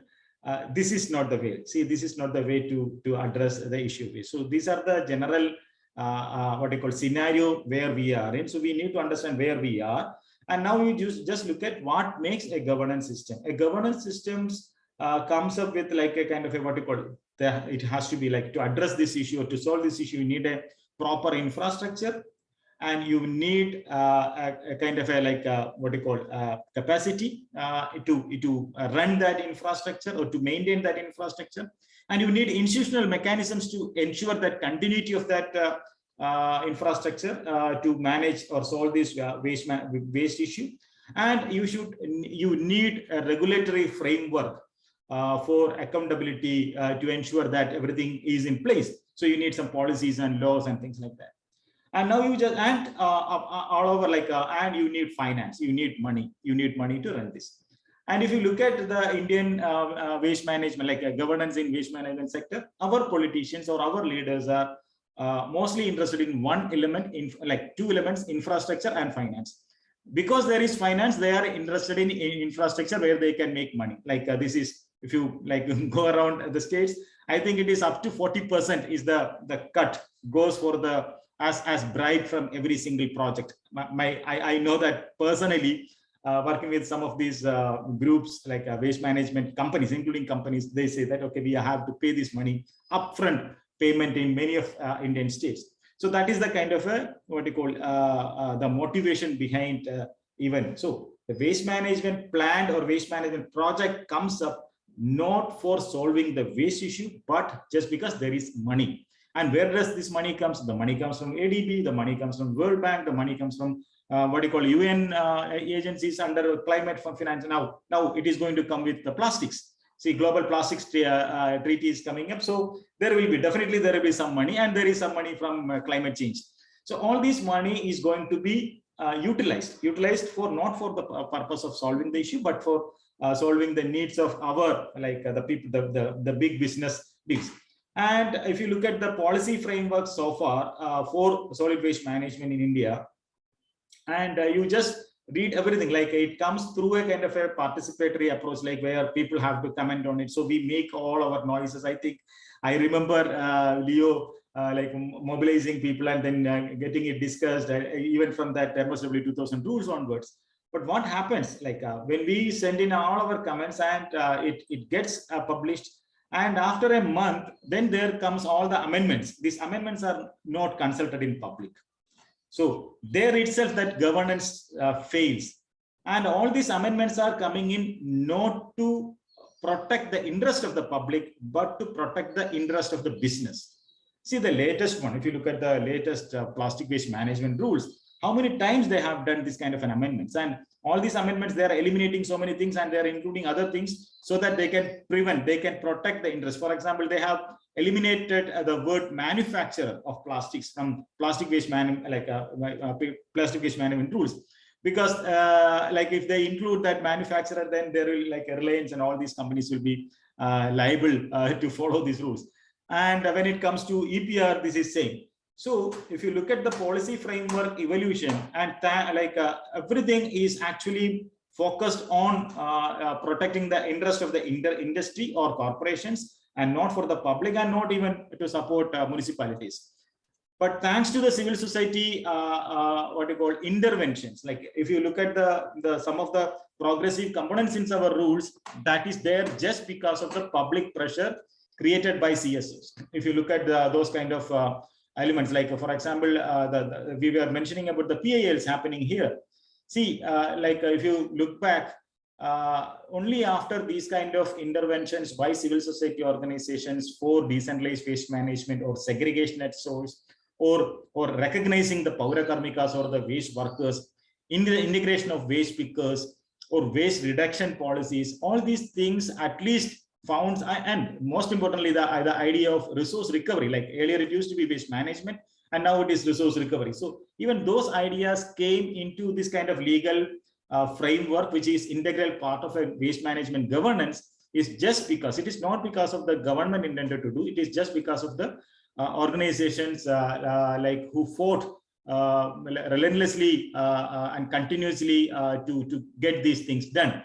So that reflected. So I think I saw some of these questions in the chat box about what is the use of these kind of noises, making these noises. See, these noises are relevant because if you look at the evolution of solid waste management rules as a kind of a legal framework in India, most of these components are included just because of these kind of interventions and resistance by public.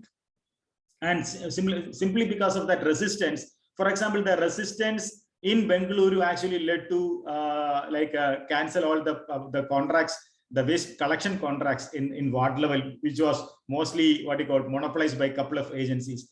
And if you look at those kind of the resistance outside Bengaluru, where the waste used to be done, we have seen that in that previous slide presented by Leo, the ESG team, and that is just because of that, Bengaluru started decentralized composting or DWCCs in the cities, and this is again with the support of the CSOs, the civil society organizations. And the capacity building part was mostly done by the civil society organizations voluntarily, forming groups and doing campaigns. So when you look at the kind of evolution of governance structure, the major thing, the policy or the rules or the kind of legal framework, majority of that contribution, the progressive components are contributed by the efforts of civil society organizations. The relevant capacity, like if you look at the capacity, like where is that capacity within the governments who are supposed to deliver this service? And the other question still there, who is going to deliver this? See, if you look at the waste, and waste is not in the union list, it is not in the concurrent list, but it is in the state list. But what happens right now is that central government occupies the space, and they are controlling state government, they are influencing the decisions at the state level and at the municipal level. because they are paying money. And so they take that control by they have the control over the money going into the states. Through that control, they are actually changing the decisions or the governance structures. For example, if you look at the smart city projects by the government, by the central government, there is one element is solid waste management. There are standards, and that standards are for industry, waste to energy. I think Amita madam was telling about that waste to energy projects in India. See, all these things came up just because there is money and there is kind of an intention from the central government. So this is what happens at the capacity level. And if you look at the ground level, if you see the local level initiatives where some successful models, most of this capacity have been created, that the momentum was created by public intervention. And if you look at the infrastructure, the governments are always interested in large scale, capital intensive infrastructure, but we found that, okay, we can even do without it. You just look at the WCCs in dry waste collection centers in Bengaluru, or you just look at the decentralized composting systems in Chennai or in Pune.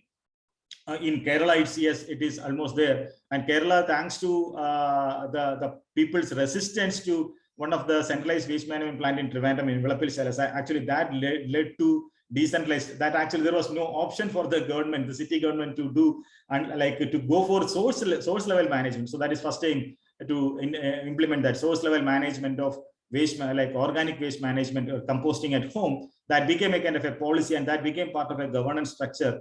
And decentralized solid waste management or decentralized resource recovery became a kind of a mandate.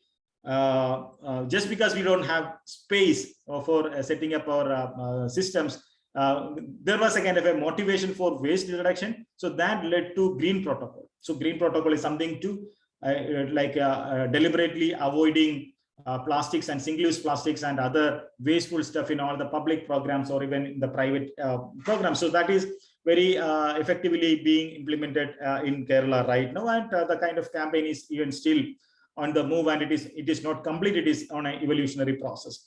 So if you look at the institutional mechanisms, that is something which we lack. See, you just go to any city, what is the institutional mechanism they have to manage this waste? And you just look at the capacity of the people who are supposed to run that institution. And in most of the cities in Kerala, it is generally health inspectors who are supposed to do n number of things, and this is just one element. And you go to the rural areas, there is nothing. There is no post like that. So who is supposed to do that? Who is going to deliver this? So we don't have a kind of so we haven't defined that institutional mechanism to ensure that governance is happening. So that is not there at the grassroots level. And in most of the places, the governments are like the governments who are interested, they are creating parallel systems, or they are creating ad hoc systems to run this. For example, in Kerala, we have created voluntary forces like groups, to support the governance structure. We have working groups. It's mostly comprised of volunteers, resource persons, the trainers, and then at the city level, there are projects secretariated by handpicking some of the interested officials to create a kind of a system where they run the solid waste management program. So this is the kind of ad hoc systems running the show. And still, if you look at the policy of governments, even in Kerala or anywhere, there is a kind of a conflict of interest. For example, there is a strong campaign for centralized, especially waste to energy projects. At the same time, we have found that decentralized waste management is a success thing. We can actually manage decentralized waste management projects. But the thing is that, and the politicians think that, okay, it can coexist. The problem is that centralized waste management program and decentralized waste management program will not exist together. They are conflicting, because when in centralizing, you need to collect all the waste at the doorstep and bring it to one place. In decentralized, you have to do decentralized systems to manage it, and there is an incentive for waste reduction. But in centralized thing, there is no incentive for waste reduction. So in that way, if you look at the kind of the policy frameworks, even within the law, there is no incentive for waste reduction. There is nothing for people who are doing managing their own waste or like resource recovery. And even if you look at the finance, the money, I saw the money part, it is largely coming from central government, and even state governments are also allocating money. In Kerala, it is almost 10% of municipalities' budget can be used for waste management. Apart from that, they are collecting money from the public as a subscription fee. So there is huge amount of money involved in waste management, but even now the priority is not there to solve this issue. And that is why our governance system is incomplete. So our governance system is incomplete, and that is what leads to the kind of failure which we see. And it is not just failure of, see, waste management cannot be solved with a kind of a infrastructure, money, or things like that. It has to deal with social engineering. You have to invest in public, you have to invest in society to change the quality of life and change their lifestyles and bring in a quality behavior change in community. That means you have to do a lot of other development projects to get them on board. Otherwise, this will end as the toilet projects where you supply toilets to the households and they use it as a water storage in dry prone areas.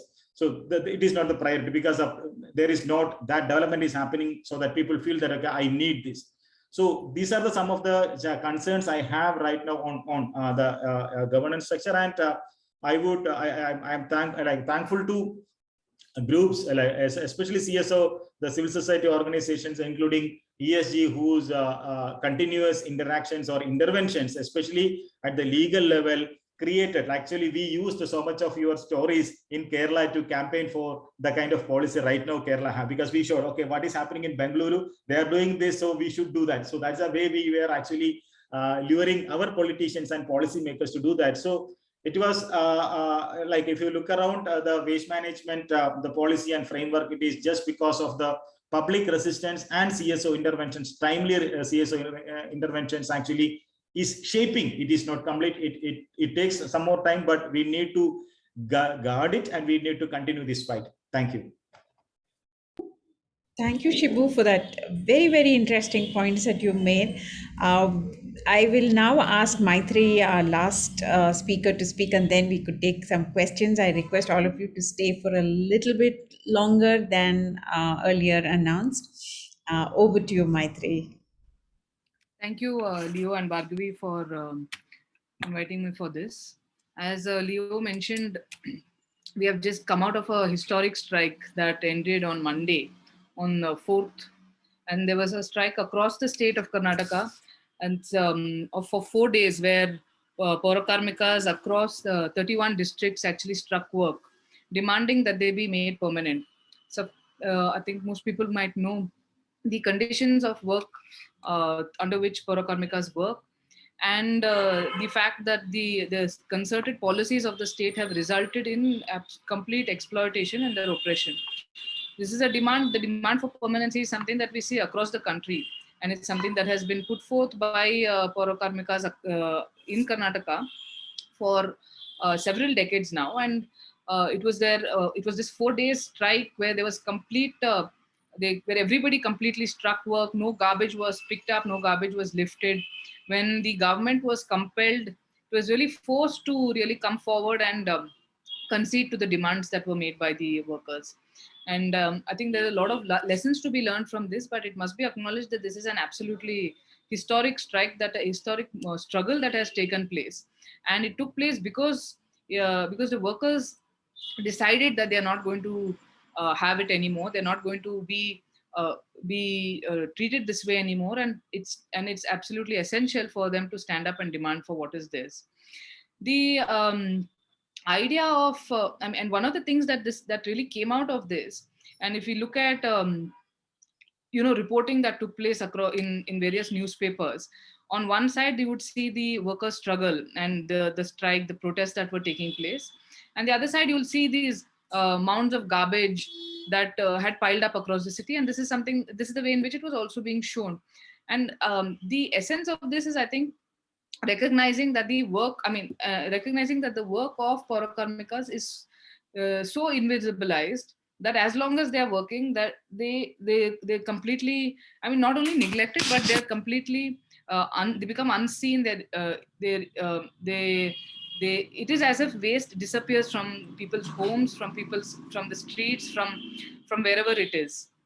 So it becomes absolutely essential to recognize the fact that behind all this behind cleaning of waste, behind all of this that is taking place, who the workers who are actually doing this work are, and who and what conditions that they are compelled to work under. And I say that, this is these are the conditions that they are compelled to work under, but because it is the fact of the matter is that nobody does this work by a matter of choice. It is a caste ordained occupation that is that has become somewhat of a that now you call it profession, whatever, but it's a caste ordained occupation that is determined by the caste, by the and the response to it is also determined by caste itself. If we look at who the workers are, one thing is that it is pretty much completely all Dalit workers, all of them who belong to the Dalit community, predominantly women. The work, this sanitation work that we see is, in effect, if you look at it, is a form of institutionalized caste system that we are seeing. In fact, Dr. Ambedkar, when he speaks about the caste system, and he calls it the division, it's not a division of labor, but it is a division of laborers. I think it very clearly captures what is happening, what we can continue to see happening even today. Interestingly, where uh, he speaks about a resolution that was taken of untouchables in Mahad. And this is this is again, to look at it in the context of the strike, where he says that, and I'll just read from this because I think it's something that for all of us to really recognize. He says that a conference of the untouchables which met in Mahad resolved that no untouchable shall skin the dead animal of the Hindus, shall carry it or eat the garrison. The Hindu social order is based upon a division of labor which reserves for the Hindus clean and respectable jobs and assigns to the untouchables dirty and mean jobs, and thereby clothes the Hindus with dignity and heaps ignominy upon the untouchables. The resolution was a revolt against this part of the Hindu social order. It aimed at making the Hindus do their dirty jobs themselves. And I think this is something that we have seen throughout the strike also. And because the main concern was not so much among people, what is the conditions of work of Parakarmikas, why are they doing this strike, but who's going to pick up the garbage and who's going to clean the streets. And I think that's something that we really have to recognize if we have to address the issue of if you have to address this issue itself. Just looking at the conditions of work of the workers, like I said, they are predominantly Dalit, they are predominantly women. So they face the triple oppression of caste, class, and gender. And the conditions of service of theirs also reflects the manner in which they're completely neglected. They work 7 days a week, 365 days a year, with uh, minimal wages, with which it's impossible to really move out of this system, and thereby making this an intergenerational problem. The fact is that when they don't have money, then education becomes an issue, and their children are again compelled to go into this same caste ordained occupation. So the lack of basic amenities like drinking water, like toilets, and this is something that we have seen across, just reflects the manner in which uh, the the corporations or the bodies who are responsible for ensuring that they have dignified working conditions there's such an absolute lack of respect for even the most basic rights. And the one crucial aspect is in this is the fact that we workers are not treated with a dignity. I'm sorry, I did not see the whole film that you all shown. I only came in at some part. But if you look at it, if you look at the way in which workers are treated, even including in cities, there is untouchability that is rampantly practiced. Workers are not allowed to touch the gates of homes from where they pick up the garbage. If you ask for water, they will be given in a separate mug, or they will be given in the toilet jug. So this is something that is absolutely rampant, which everybody knows, but which everyone somewhat treats as part of normal behavior, or it's something that's absolutely all right. So the aspect of caste and all that comes along with it, including untouchability, is something that's very much prevalent even today. Similarly, given that large number of them are women, especially those who are sweeping the streets, almost all of them are women. The issue of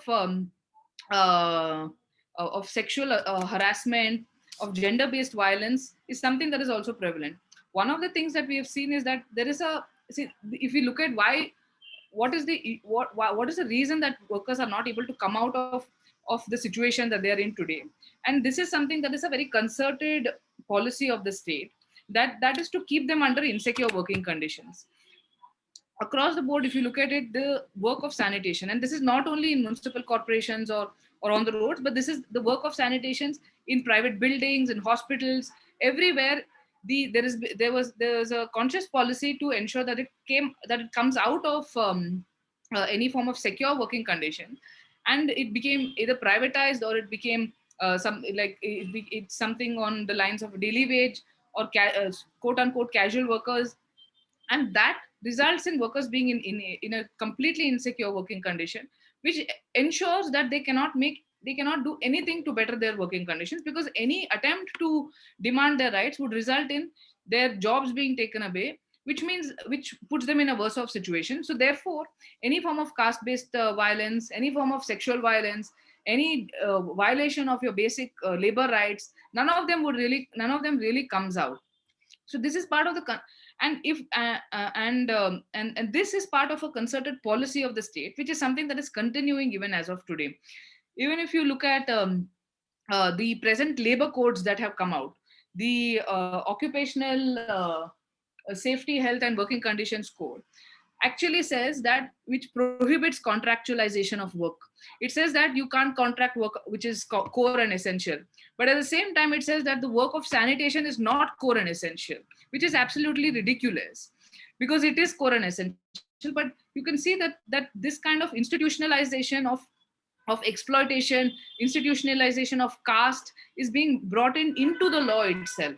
So this is something that one has to be it has to be very clear about, that the conditions that we have today is not something that just happened, but is something that was a conscious policy, and that continues to be a conscious policy. Even something like the Swachh Bharat Abhiyan has resulted in increase in manual scavenging. So it is something that we need to really be conscious about. When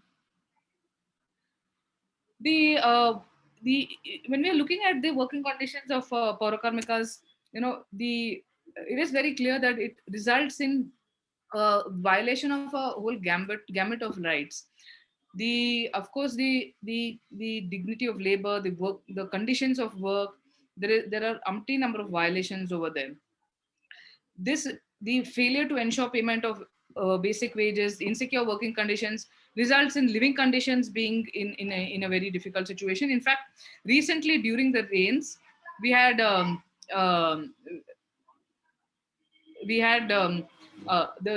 houses of Paurakarmikas which were broken down, because they all live in such vulnerable conditions that the houses of work were actually completely broken down, and luckily nobody there was no life that was injured. But this is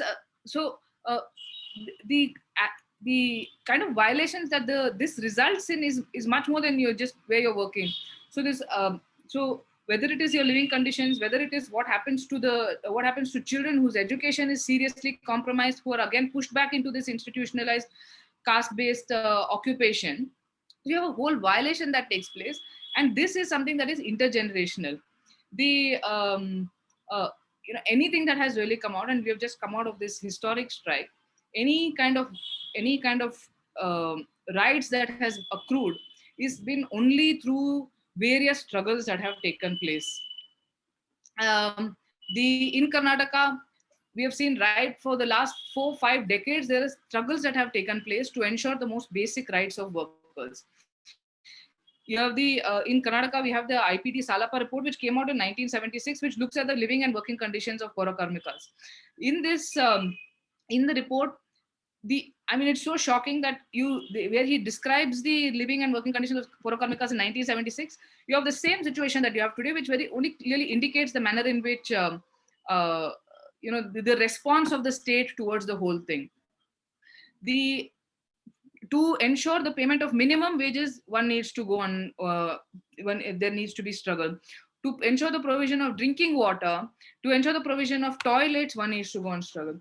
to ensure the this is something that has continuously happened over here, and it's through this continuous struggle which finally came to the strike that took place last week, that there has been any rights of Porokarmikas, and this is something Leo and Bhargavi know because we have been so involved in several of these struggles. 2017, in fact, in Karnataka, there was a strike that took place when the contract system was removed, and they were brought under the direct payment system. Now the struggle that took place has resulted in the assurance being made by the chief minister that all of those under the direct payment system would be made permanent. And those who are in the transportation and collection and transportation of the waste, on the drivers and drivers, helpers, in the autos and the contractors, they would also be brought under the direct payment system because they are still in the contractual system. So and there's also been assurances made insofar as ensuring a comprehensive policy which looks at understand and holistically ensuring that the rights of Porokarmikas are not violated, and there is their constitutional rights are actually furthered. The last thing that I want to say and end with is, we are talking about imaginaries to make cities work, and waste and governance. Now, if we look at the way in which policy has been consistently framed, and this is something that we have seen at very close quarters over here, and something both Leo and Bhargavi have also seen, and is that who is involved in framing of the policies? It's never going to be those who are actually involved in doing the work. So there are several policies that have come out where there have been where the worker, where people who are actually doing the work it's as if there is no human being doing the work. Policies treat people as if they're just two hands and two legs who are actually cleaning the place. There's nobody behind, there's no human being behind that. So their rights, their dignity, their conditions of work, their idea of them as citizens don't exist in the framing of these policies. And that's a very, very serious problem, because the manner in which it is done determines what happens further. So you have various suggestions like pushing forward privatization. What privatization does to workers is something that we have seen consistently. Today, if we are having to talk about the fact that the conditions of work are even worse than what was in 1976, it is because policies such as privatization of this workforce is pushed in. And in fact, when you're talking about this in 1996, there was a report that was brought out. Post the Supreme Court judgment, there was a committee that was set up to look at solid waste management. And one of the suggestions made by that committee was that, recognizing that the workers are Dalit, you remove them from the ambit of the SC/ST Act so that they don't make complaints against the contractors. So this is the kind of suggestions that are made.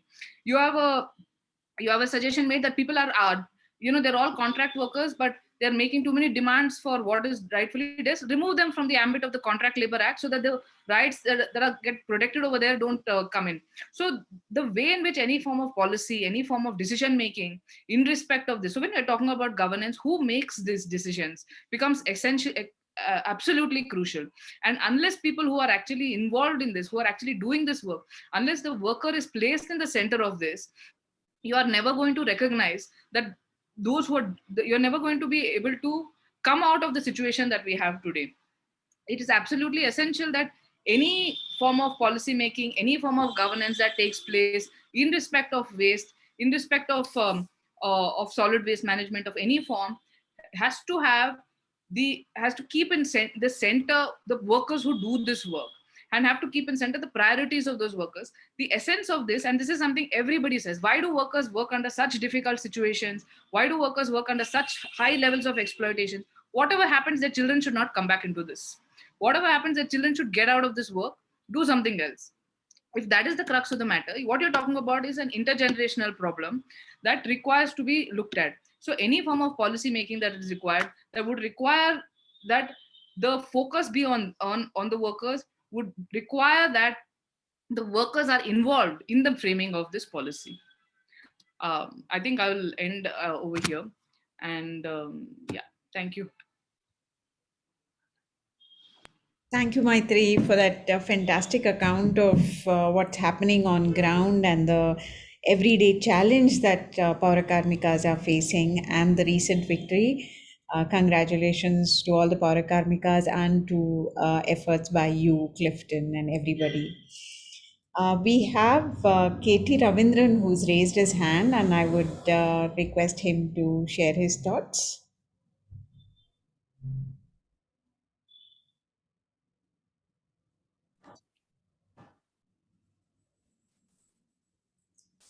Hello, can I be heard? Yeah, sure. Yeah, we can hear you. Thank you. It's possible to turn your camera on? Katie, can you click? I'd rather not have it on. Oh, is it? Okay. Because I'm lying down in bed and listening to this. Oh, okay. Sorry for that. I just wanted to say that I think what we just heard about the labor and the issues of untouchability and sanitation workers and so on is, it is very well presented. But I must say that this has had a differentiated history in different states. I particularly want to bring out the issues that you see in Kerala, where it is not exactly how it has been described in this talk. The people there are, the people who are involved in the sanitation work there are almost invisible now, because they have been very well integrated into the normal society. And the kind of caste system that perpetuated this issue has moved on from the planes of sanitation work to other levels, including into judiciary. So there is a differentiated application of the conditions that we just heard, which actually is needs to be recognized, that there are, because of the strong federal system that we have had, and because of the kind of powers that state governments have had to on issues of work, I think there is a need to look at this in a more differentiated way. I just wanted to make that point. Thank you. Thank you. Leo, do you want to respond to? I think what Katie is saying is that what Maitreyi described, I think she's still there, is a condition which we have seen for 45 years after being documented in its granular detail in the IPD Salapa report. We'll put up the report on our website, and everyone must read it to realize it's not just a statement of what they saw in mid-70s, but it is a statement which could well be ascribed to many, many states across the country. And the fact that Maitreyi brought up the Mahad Satyagraha speech of Dr. Ambedkar tells us that this is how it has been for a century. And this has been how it is for 3,000 years. And Manusmriti is at the back of it all. There are some exceptions, say in Kerala, yes. But by and large, I think we are an extremely violent society in which we are the most racist society, I would say. Our racism is so sophisticated that we can even bring it into Supreme Court. Like Dalmitra Patel and who the others were, the World Bank guy was there. They were all part of this report that they wrote in 1998 based on the Supreme Court's direction. And the fact that they can even present such a view post a constitution which was written by a man who came out of that struggle, right? So that is the shocking reality of India today. So that is why we feel that waste and governance, and we should have obviously had human rights central to that, but we forgot. Apologies for that. But this is where we are. So labor and environment are intertwined. It can never be separated, though there are all sorts of legal ways in which they are separated. And also in political ideology, they are separated, unfortunately. But labor and environment need to go hand in hand. And there are, of course, some positive departures, But by and large, I don't see in the country there has been, I mean, if you go to UP today, the Valmiki community actually literally lives outside. Of course, in places, in some parts in Karnataka, that is not happening, or in Tamil Nadu or elsewhere. But by and large, it is still the way it was, say, 3,300 years ago. So that I think we should honestly acknowledge and move forward and really attack and kick this system so hard that it breaks down and a new humanistic, humane approach comes out of it.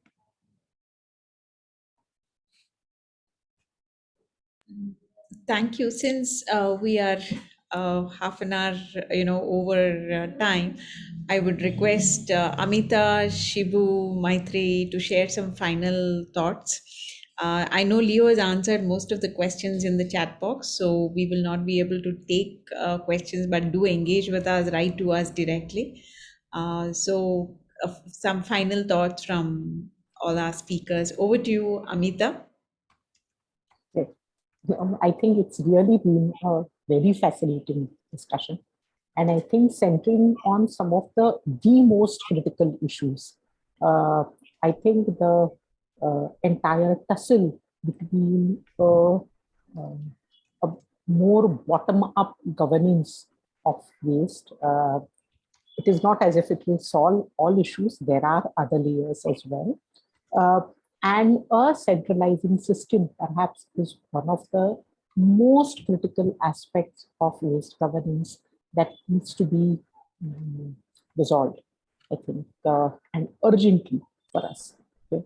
And I think urgently also because of all of these complicating factors which are actually coming up, whether it is privatization of the labor, and in so many disaggregated and segmented forms that one is seeing.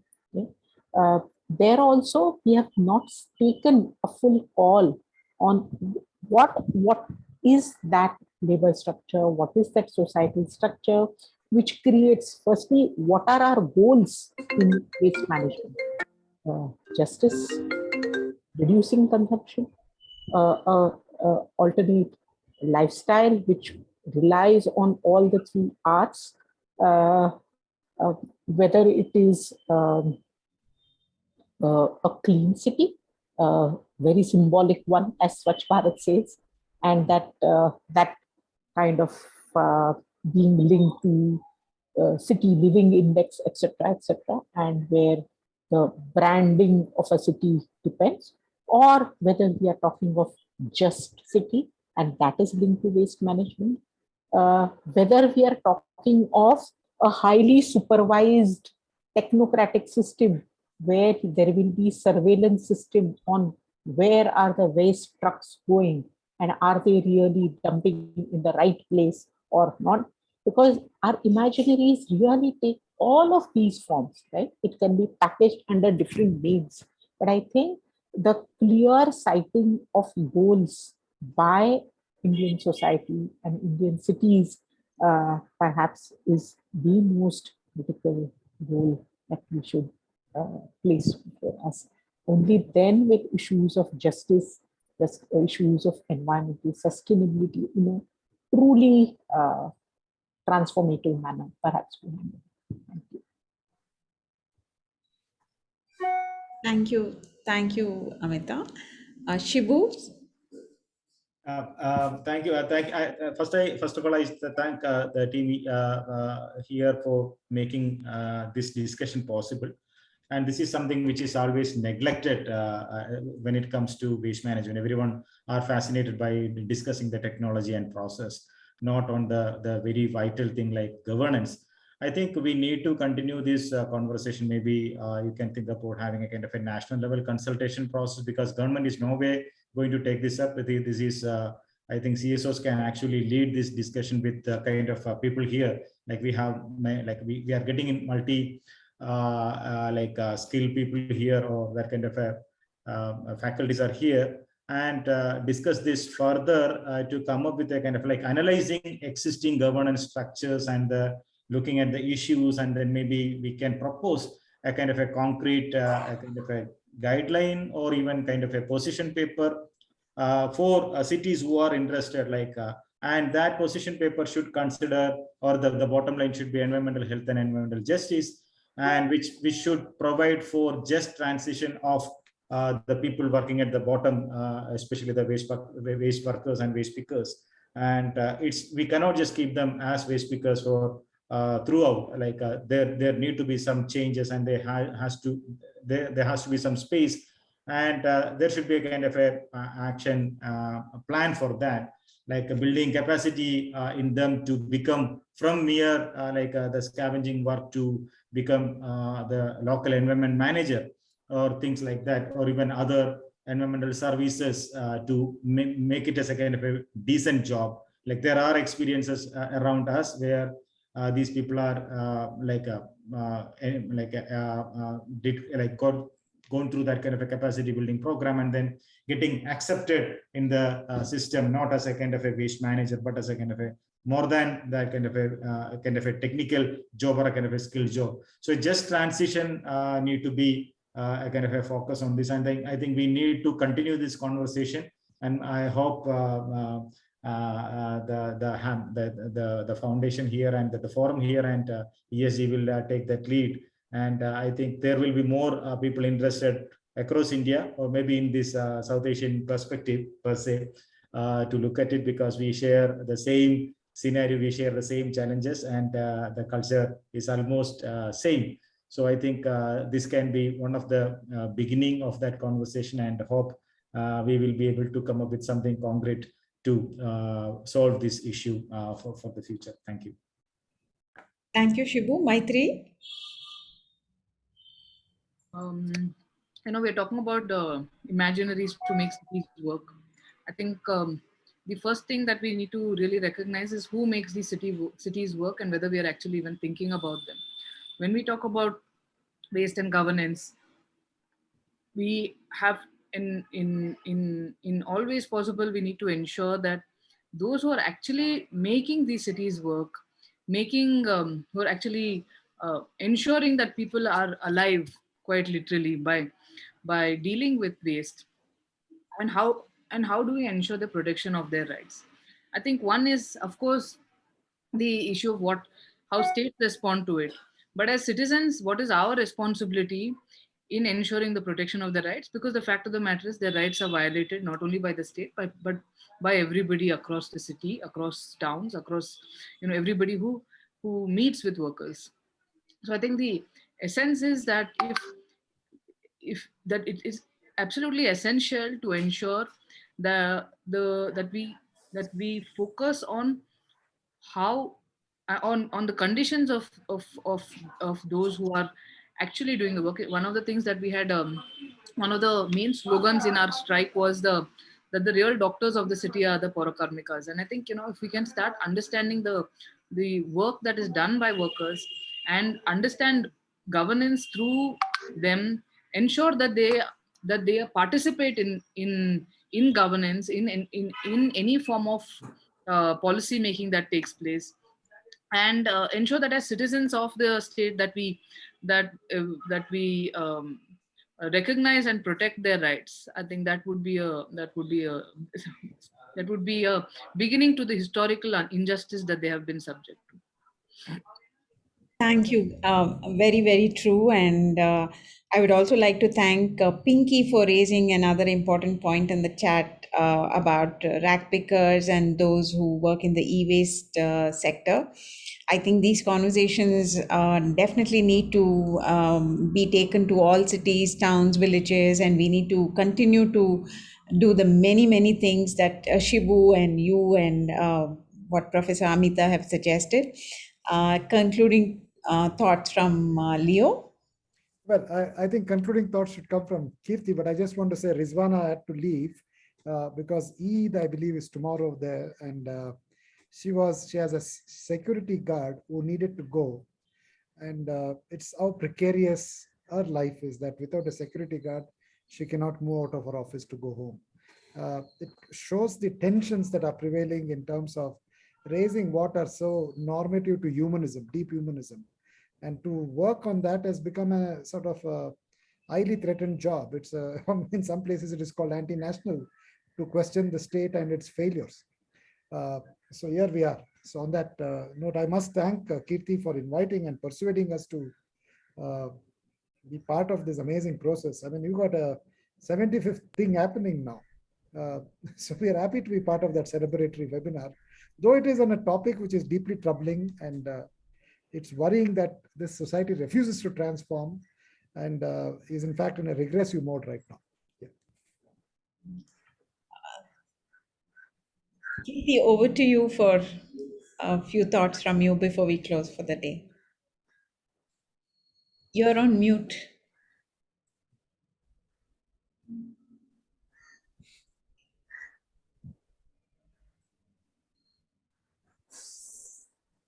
Sir, you are on mute.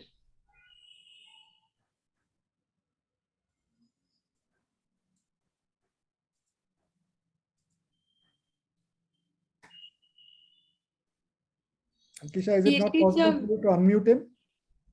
I'm trying, but he has to accept it. I just sent a request. Kirti sir, we are unable to hear you. You are on mute. This has become one of the Zoom era. Yeah. sessions. Sorry, I think it did. Sorry, Thank you muted. very much. No, it's been absolutely fascinating 2.5 hours. I just don't know how to kind of describe this, and I don't know how to thank everyone. It's been absolutely stunning and educating, I think, an experience. So thank you, Leo, and thank you, Bhargavi, for making this. As a matter of fact, now the appetite for the next week, and then the next week, and the next week is much greater. Thank you. I think this is going to be a remarkable series, and we're going to learn so much more. Not only that, we're going to kind of know many more people who are doing such wonderful work. So thank you for the panel. Thank you, Amita ji. Thank you, Rizwana ji. Thank you, Maitreyi. And thank you, Shibu ji. And we look forward to see you next Thursday again for the second episode of the series. It's absolutely, it's going to be, I think, as good and I think as fascinating as this one is. I don't know, it's so late that there is no time to kind of come in, but I think this a very interesting observation that Maitreyi made, I think made me think that we continuously talk about this, that the people who build cities, people who make cities work, people who clean cities, people who make cities centers of economic growth, say for instance, other people who are forgotten people, who are other people who essentially are the backbenches. And therefore, when we think about our cities, we have got so much more to think. And what I think reached me today was this, that we're just looking at one aspect of managing our cities, the governance of the cities. We're just looking at waste, and imagine what are the kind of layers and layers of corrections that we're going to think about and manage them. So it's a huge thing, and I'm very delighted that we're making this beginning. Thank you, Leo, again. Thank you, Bhargavi, again. And in fact, I'm going to talk to you maybe tomorrow, because in order to kind of get more people to come, we've got to kind of finalize arrangement as early as possible, so that we could reach a larger number of people and have larger number of people to participate. Thank you very much again to everyone. Also, once again, I think I must thank my colleague Ankisha, who looked after this and makes it possible, because without her, this would be very difficult to kind of manage. Thank you, Ankisha, also. Thank you. Yeah. Thanks. So see you next week, 5 o'clock next Thursday. Thank you. Yeah, but we have a couple of more thanks to do just quickly. Yeah. I just want to say that like Ankisha, Anirudh has worked to build a lot of things. He's not well. And Janani and Shruti and Vikas have helped in, along with Kripa and a couple of other interns to tweet the whole thing. So we'll share the tweet report of this. Hundreds of tweets have come out of it, very valuable tweets. I have retweeted many of them. So this is one of the ways in which we are trying to reach out to a larger audience. It has been marked to a lot of powerful people, powerful in the sense of those who are holding power. Hopefully it'll transform their vision and thinking. Let's hope that it builds up. Thank you. Yes. Next week, the topic is on the commons, and the week after that, it is on infrastructure. So please mark your Thursdays. Thank you. Thank you, Bhargavi. Thank you, Leo. Thank you, and good night. Thanks, Ankisha. Thank you.